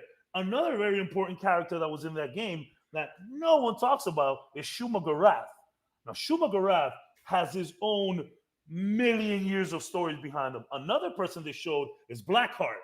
I had no idea who these people were, So you start looking that up. And from there, I started learning about all the space stuff that comes with the MCU. And again, it's a little weird. I know some people are turned off by it. And it wasn't the success that we saw with the Guardians, because I agree with you said that I compare Guardians and Eternals a little bit. It's galactic, it's space shit. And it's like, here's a group of people that not many people know about. Let's see if we could strike lightning again on some Guardians of the Galaxy shit. And it didn't work. But I still think it was a fun movie. I still think it was very interesting to the story. I didn't know the story back then like that. They did retcon it, and apparently they're going off the retcon in this movie. So I thought it was fun to see. It was fun to see them at different periods of time. And although Faustus, does make the atom bomb for these people, and they use it for that, I also thought that was very interesting to just see them at these different points of time. I love when the MCU intertwines their shit with real events. For example, like they say that the Winter Soldier was the one that took out Kennedy. I love that kind of shit. So seeing that with the Eternals definitely helped me enjoy the movie a little more. You see them in I think it was like 521 BC, and then you see them in like 1555 AD. You know what I'm saying? I thought it was fun to see all that stuff. Toe, you had a question, no man, my bad. Did you forget? While you think, I just want to point out one thing. I respect your love for Jack Kirby. Yes, sir. But this is a comic that failed. I mean, to my knowledge. What's that? It's the Eternals book. Oh no. Am I not? I'm not saying. To my knowledge, what I'm saying is no real impact. No, what I'm saying. No, dude, I'm not saying it was good. Had any sense of the word, and I think a lot of reason why this movie sucked might have been the exact thing. But you're gonna go hard, go all the way with it. You know what I'm saying? Kind of just roll with it. True, but I mean, it was. I'm saying from a storytelling perspective, yeah, you wouldn't really go with the story that you already know didn't work. Don't get me wrong. This one didn't work. It's like it's like no man. What it is? It's like it's like shooting a 3 blindfolded, son. Either way. Well, it's hard, bro. Here's the thing, though. But I feel like the director and the producers made it harder on themselves in a way. You know what I mean? Yeah. Like they put themselves in a pocket. Like, damn, man, you just made it more difficult for yourself. Here's my thing. Yeah. I remember my question, Kaz, but before I ask it, I wanted to put this like you mentioned that this is like Doom, right? So it hasn't worked yet. I finished Doom. I finished Doom. Yeah. Well, it hasn't worked what yet. In the blue fuck, bro? No, for real. Doom was some crazy fuck, shit. Man. What the fuck was that, bro? Have you seen it, Caps? Yeah, I have. Dude, what the? Dune was good, but it just ended abruptly. What? No. I'm saying, but like, so Eternals hasn't worked yet, but there are gonna be other movies that this movie might be like, it makes sense why this happened. Because a lot of the stuff that happened in the other movies, we look back at Age of Ultron and go, oh, okay, you know what I'm saying? But when Age of Ultron happened, everybody was like, yo, this movie sucked. Thor: The Dark World. The Dark World. Yeah, yeah. I'm lying. No. Don't ever try to justify Thor: The Dark World. Can't do that. Thor: The Never. Dark World had a lot of connective tissues to it, but it was still a It bad movie. It did, but it's That could have been on Guardians. That could have been in Guardians of the Galaxy for 20 minutes. Exactly. Yeah. See, Yeah. there you go. Yeah, but all right. So my There you go. question was this: if the purpose of the Eternals being on Earth was to make a population of intelligent creatures, so the Celestial can be born, and then you have a guy that literally is creation, why couldn't he just teach the humans to be smarter? Like if your thing is to just control population, right? And to get everybody smarter, wouldn't you have them interfere? Like, yo, let's stop Thanos from doing this shit. Let's stop all the deviants from doing all this shit. Let's teach these motherfuckers how to be smart. You know what I'm saying? Like, but that's their point. That's their you point. you will rule from an iron fist. Humans learn through resilience. That's the point. That humans need to lose everything to gain it all back. And also, and again, that's the analytical way. I'm going back to my simplistic way, right? Why does Dr. Evil close the door on Austin Powers while Scott is telling him, yo, we could just go and shoot him. We could just go and shoot him right now. You know, why does the average villain talk for 10 minutes before taking out the hero and giving the sidekick enough time to come through and do it? It's just movie shit that we can literally spend our entire lives trying to make sense of. The villain wants to be heard. He's doing, you know what I'm saying? He's doing it for attention. I get that. But when it's the fifth encounter and you're giving this guy another 10 minutes, take him out. Well, the thing is like you obviously didn't hear me the first 4 times. Well, you know what? Well, I'm gonna escape this one again. You got about 5 minutes before something magically happens. Maybe this time a pipe is gonna burst and just give enough steam in your eyes for me to have 5 seconds to undo these cuffs and fuck you up. It's just that age-old discussion where it's like you need to make a movie. If he could have just, hey, I'm gonna make you guys smart. It's going to take 15 minutes to get you guys smart. You guys are going to be super smart, and I'm going to get the Celestial baby out of there. It's just too easy, you know? Remember, I say this almost every podcast. We are making movies based on ridiculous comments. No, I hear you, but here's the thing, though. You plant the seed, right? Where this guy wanted to make a steam engine. We need something similar to that. So he makes a fucking hoe, a digger. Oh, that was hilarious. But if he would have simplified the concept of a steam engine, other than a train, and he would have gave it to one person, and that one person would have been like, "Yo, I have the beginnings of something here. Maybe we could make it work. This is the concept," and then that's where the ideas start flowing. You know what I'm saying? And that's how you would, because the thing is, they said they weren't ready. Ajax was like, they're not ready. But that whole thing of resilience and all that shit, I felt like that was a cop out. Yo, that's pretty ballsy of her to make that judgment for them. They're not ready for that. Who the fuck are you to say that? But you know, I felt. Who the fuck are you? How dare you? She's been there from the beginning, and she sees that it takes these guys just one night of partying to fuck shit up. Maybe we don't give them a steam engine yet. Maybe they're too primitive. You know what? You said they learn with loss, right? Let them learn with that loss. No, but the thing is, I think that explanation of the whole war sparks intelligence is a cop out, because it is. It's 100%. I never used my phone to kill anybody, but it went from being attached to the wall with a 15-foot cord to in my pocket, and I can surf the web. I can FaceTime with anybody. Like the amount of technology in this fucking phone is astounding. My phone is more powerful than my computer, and my computer is 3 times the price of my phone. And that never killed anybody. That never came from war. You know how many times people had to drive off a cliff into a ditch before someone said, you know what? Let's make a GPS. It's the same principle. But people making the GPS came from that little seed of someone going, yo, why don't we make a map so that way we don't get lost again? And someone goes, oh, there's this thing on the computer. Let's upload the maps up to the computer. Yeah. Why don't we just drive around everywhere and have an automated thing that's going to tell you how to get there faster? You know what I'm saying? I don't know where the fuck I'm at. I 100% agree with you. But the way that they try to say it in the movie, and I agree with you, there's a cop-out. But there's tons of cop-outs. No, yeah. Endgame, time travel was a cop-out for Endgame. I've been saying that forever. It's just always gonna happen. Agreed. But what I'm trying to say is, I agree with you. You plant the seed, motherfuckers. Like, yo, this map thing is ridiculous. But I'm pretty sure while somebody was driving, smoking a cigarette with 3 babies in the back, with the windows closed, no fucking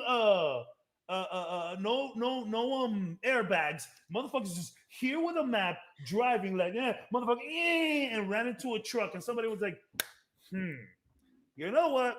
Maybe we should make a GPS. That's how they're trying to portray it. I agree with you that it's a cop-out, but that's what they're trying to do. That's their reasoning. And if you were to talk to the lady who directed it, that's what she's gonna tell you. And you could call her out, like, yo, that's a fucking cop-out. And she's gonna be like, it's my fucking movie, bitch. You know? That's what I agree with you, but it's just what directors do. It's always a stupid cop-out to try to fix their bullshit, you know? At the end of the day, fuck that movie. Jesus Christ. I'm going to tell you right now. No. Like, You want to waste your money? I'm looking right at you. I'm looking at you people right now. There's somebody watching me, thinking about watching that movie. Save your fucking money. Watch the post-credit scene online. Honestly, but I think the post-credit scene is I'm talking right to you. No, you're looking right at me, bro. Don't go. You know what you do? Invest. buy some Bitcoin or whatever the fuck they're buying, the dog coin or whatever, NFT, whatever the fuck that's called. Buy one of those. Buy a Celestial. Whoa, is there an NFT for Celestials? I'm buying one immediately. Not yet. And you know what you can do? You can tweet the lady that directed the shit and tell her you don't watch it because I told you. But before you do any of that, like, subscribe, Share, and share it. You know what I mean? And most importantly, go fuck yourself, but don't watch that movie. That's right. Cap, you wanted to say something? I'm sorry. My apologies. No. They need to go fuck themselves. I'm going over my head everybody's talking points, and I'm going over in my head the movie itself. And it's weird because although I did enjoy it, I am now starting to see that this movie makes no sense. It didn't need to happen. No, not the fact that it didn't need to happen. You have Ajax who lied to everybody on her team. Mm-hmm. So you had these people teach, I can make inventions for them. I could teach them how to farm.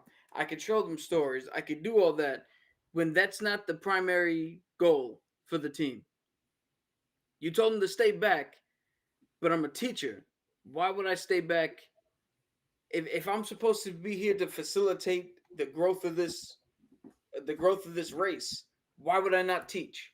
Then Faustos, there was the scene where everybody was at war. The guys with the guns came in, started shooting up everybody, and Druid's like Faustos was going crazy, and Druid was like, "Yo, what the fuck you think would happen? You gave him this. This is what they turned it into." Mm-hmm. And then again with Hiroshima, he's like, "Yo, I gave him something else, and they did this with it." Now it's starting to make no sense because, like, you already experienced that your interference keeps leading to this, leading to people fucking making weapons and killing everybody else. Well, he didn't exactly make the atom bomb for them.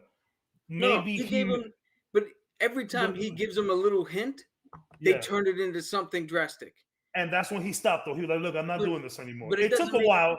It doesn't make any sense. It doesn't make any sense. Why would you, if you already gave him a hint and they turned it into guns and they murdered everybody else, why would you not think because that people further always down give the second line chances. they're gonna? People always give second chances. like people always believe in humanity, even though it but bites you in the ass. What I'm saying, you're a superior being, right? Yeah, That's what they are, right? They're not. First of all, they're not gods. Apparently, they're fucking like androids. Remember that they're not gods. You told me like they're like fucking androids, and I was like, all right, cool, whatever. At this point, I don't care. It doesn't matter. But I'm with Cap. It's like, yo, you gave them guns, right? And they start murking each other. Why in the blue fuck are you giving them something that's worse? Maybe the atom bomb scene we keep it out. Maybe we could keep that scene out. Well, I think that's the only scene though that maybe we could keep that out. Well, there's a lot more scenes because again, so I get why Sprite initially looks like a kid because the imagination of a child when she tells all of her stories and does all that shit, like that makes more sense than some dude who's like, "Hey kids, come around and fucking blah blah blah." Yeah. Free candy.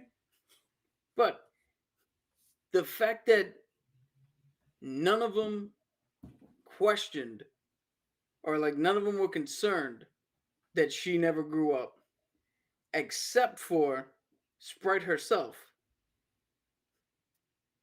Like none of it makes sense because if you're supposed to, if you're supposed to be here spoken in like 5,000 years. to foster shit, nobody like Athena and Icarus and Gilgamesh, they were only there to kill Eternals.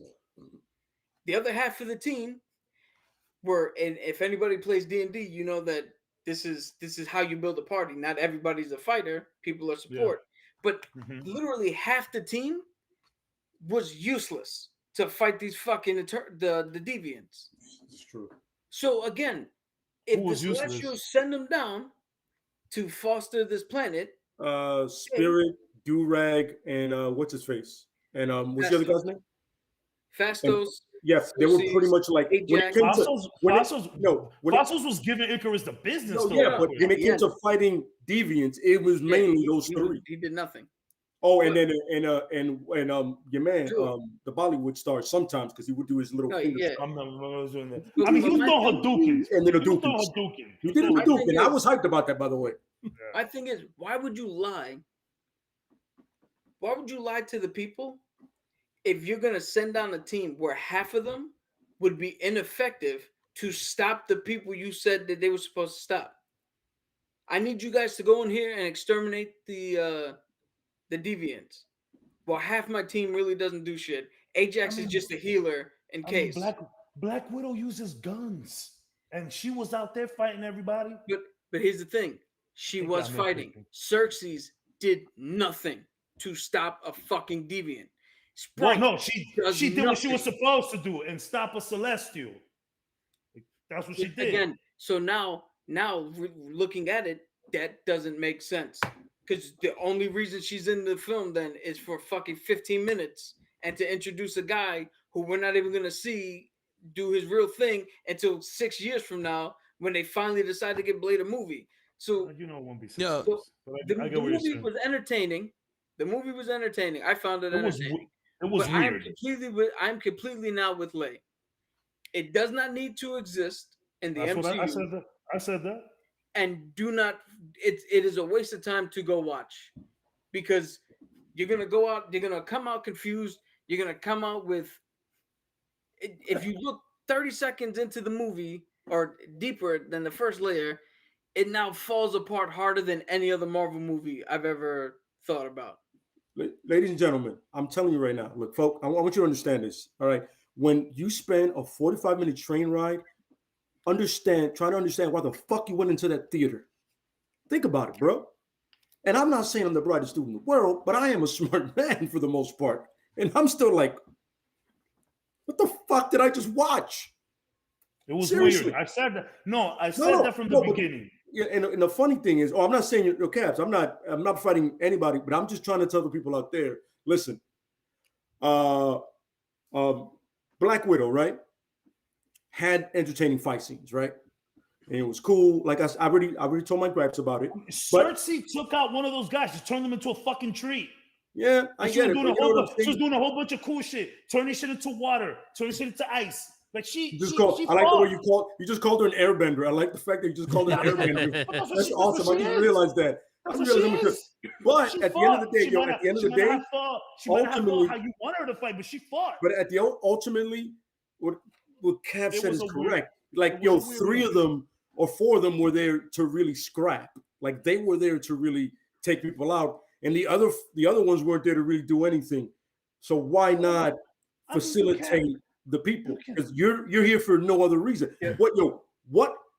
What did Sprite do at the end of the day that like really contributed? She told folk tales of what they could be in the future. That's all I saw her do. Like, what did she? And it took a rock to drop her. My man Durag came and said, You're done. Now, Yeah. here's another thing. He's an eternal though. Again, It hurt if him. you It's an fucking- eternal, by the way, but a rock will drop you. Yeah. again, And then Cersei's get stabbed. yeah. But What kind here's of the fucking thing: eternal is that? if I'm you're sorry, go gonna ahead. fucking, if you're gonna tell me that Big Red, is what we're calling him now, erases the memory of the Celestials when the job is done. The Eternals. With the Eternals, yeah. With the Eternals, Yeah. when the job is done, Mhm. why in the fuck do you not tell them what the mission is? You went the whole route with allowing Ajax to lie to them for the purpose of nothing. Because if you succeeded and they didn't do anything and the Celestial was born, you wiped their memory anyway and they wouldn't fucking remember. Now they stopped the Celestial from being born. Okay, so what that does now is now we're gonna get judged by Big Red to see if he's gonna destroy our planet anyway, which means potentially, and it's not gonna happen because they're gonna keep making movies, but potentially there's a scenario where we stop Galactus, we stop Fing Fang Foom, we stop Kang, we stop every threat that fucking comes our way, and Big Red shows up and goes, I didn't like what was in their memory. Crack. And everything we fought was for nothing. Because what lives and dies with us is now in the hands of somebody that is devoid of us. The decision is going to be made for us, regardless of what the fuck happens from here on out. I said it from the beginning. This movie doesn't stick the landing. Yeah.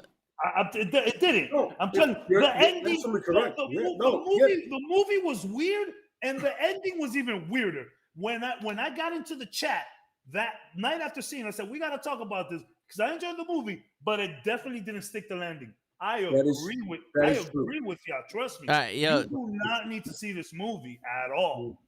But it was entertaining. Real quick. I want to point out one more quick. thing. Go ahead. We real got quick. 2 minutes. Real quick, I want to point out one more thing. The end credit scenes. Right? Let's go to the one with Blade. I'm not as big on that scene as I think Lay and Cabs are. Because of one thing.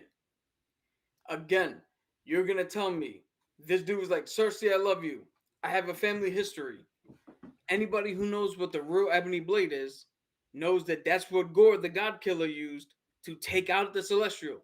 He decapitated Nowhere. It's floating in the fucking city that you see in Guardians. He knows the history now. He knows that supposed blade, what it can do. So you mean to tell me he's gonna go from I have to do this because I gotta find a way to save Cersei to oh shit, Blade, you got vampires? Yeah, I'll go do that shit first. What? Well, I never said who. I mean, no one said that. That's just me theorizing that they could potentially be over there. I'm not saying that's what you said. That's what Marvel just told us. Yeah. He's gonna be in Blade. Blade showed up to go, hey, you're not ready yet. So he's immediately gonna be like, you know what? You're right. Vampires first, then I'll go fuck up and get my girl back 6 years later when she might be dead already. Well, technically, you also got to remember he has to learn how to use the sword. He has to become the Black Knight. Unless that sword, you become like He-Man. Okay, all right. Well, I didn't know that part. But that's what I'm saying. Can we wait to see it first? But, all we saw was a post-credit scene. Give them 5 minutes. Give them another movie. Real quick. My foresight into the future of Phase 4, at least for now, is just going to be a bunch of teams doing low-level stuff and maybe getting their mega-level threat, like a Fing Fang Foom, and, individually they'll conquer those things. And I have no idea the mega-level threat for all of them would probably be a Celestial or Galactus. But I can even see that being for the Fantastic Four. But, what do you guys think? Real quick. I have no idea what this next phase is going to be because Kang should be the thing that throws them together. But Kevin Feige already said that we are not doing an Avengers movie unless there's a reason for the Avengers to stick together. And if Kang is not already that reason, like if you haven't already announced that the Avengers movie is 4 or 5 years down the line because of what Kang's about to do, then Kang's I don't know what the fuck we're gonna do with Kang. Ant-Man apparently is gonna beat the shit out of Kang, and then we don't gotta worry about him. So Hey. We'll see. We'll I see. honestly can't forecast it because you're giving me right now Kang, who's an Omega level threat for normal Avengers and normal Earth shit. The Multiverse of Madness, which is an Omega level threat for normal humans and normal Earth. Fing Fang Fu might be coming out because of the fucking 10 rings. Yeah. Now we got Celestials. Now we got the Easter Island head in the middle of the fucking ocean and Yeah. Big Red. And He said Easter Island. yeah, you're giving us so much shit. There's a lot. Like, we're never gonna finish this book. All right, Lay. And that, and, Oh, and go that ahead, was- Cavs. Go ahead. No, go ahead, Cavs. That was my outlook into it. We're gonna be watching MCU shit for the next 30 years. I don't mind that because Yeah. there aren't any original ideas coming out in I movies don't anyway. mind. I don't mind. I will say this. I have a gentleman from Los Angeles who just started working with us not too long ago. Everybody in the office knows me as the Marvel guy. Anybody got questions, they come to me. Everybody knows me. So me and him started talking about it. He was actually in the producers and director studios when they proposed an Iron Man movie with all of this connective tissue for around 10 years. And they all laughed at these guys. At the end of the day, we've never seen something like this. We probably won't ever get to see something like this. And when it's all over, we're going to look back at this shit and be happy with it all, even the bad shit. So this is more to the people watching. While we argue and say, yo, don't go fucking watch this movie, fuck this character, we love that character. While we might not agree with you, while we might not agree with each other, at the end of the day, enjoy this shit for what it is, because we have never had anything like this. We're never gonna get anything like this. And it's about goddamn time that we have some heroes being portrayed the right way on the big screen. Because let me tell you, before Blade 1, shit was bad. Yeah. I'm done there. Yeah, Lay. Honestly, here we go. I'm trying to figure out. I'm trying to figure out where the fuck everything is going, because it's weird. This movie really fucked me up a little bit. No, fucked me up a lot. Correct. I see that. That movie, yo, because you know what it is. What the fuck was the end game, all puns intended, of this movie? Yeah. Like seriously, like no, like let's be real. Take out the post-credit scenes. What the fuck have you told me? That the Celestials are here. That the Celestials are, they've made themselves apparent. No, you're right. Yeah. You don't need to see this movie. You really don't. So in essence, honestly, I am going into the future of Marvel with a very open mind, and I'm very hopeful. But right now, as of this movie, I'm like, this is one of the worst myths Marvel's ever had. A lot of people are saying that. Period. In my opinion, honestly, this is one of the worst myths. But no, we're getting Hawkeye, which looks fun, and No Way From Home. So I'm like, all right, get me back. And Multiverse of Madness is right around the corner too. Yeah, that should be here. February? You have every chance to get me they back. pushed everything back. Yeah, because you're right. They did. Because you have every chance to get me back. But right now, fuck the Eternals. I'm saying it. I don't know what to say. At the end of the day, I blame COVID. At the end of the day, I blame Show for not being here, by the way. Word. Real show. And the thing is, he was watching the fucking shows. I don't know, man, but they stay doing that. Yeah. Stay watching it. Yeah. But yo, on that note, Otech, did you give your thing? Yeah, I started it. Okay. I just basically said that they're gonna go into the low level guys for now. And that's right. Yes, they're gonna have different teams. Yeah. He called Chauvin. Chauvin. that is a good. And on that note, tomorrow we're gonna review all 3 Rush Hour movies, the trilogy, and it's your friendly neighborhood Knucklehead signing out. Peace, everybody. That was watch quick. the Eternals, but don't go watch the Eternals. Yeah, do it on your own accord. Yeah. No, you can find a good copy online. You can find a good copy online. Impossible. They won't do it. You're not gonna find that online. You could completely skip the Eternals, though. I hear you. Yeah. It was fun, but it was fucking weird. It was weird. Yo, you know what's funny? I let you. I didn't say anything while you were talking, Lay, because Right. I when Vin told me, he was like, "Yo, Lay is gonna bring something." I was like, "All right, I'm ready to go toe to toe." But I was like, you know what? I want to hear what you have to say fully before I even start thinking. And the Yeah, more absolutely. you started talking, the more I was like, but wait a minute. This movie doesn't make sense on paper. None of it makes sense. No, you're right. Because the one thing I did have coming out was my thought of, you care now, but not when half of us disappeared. What the fuck changed, Cersei?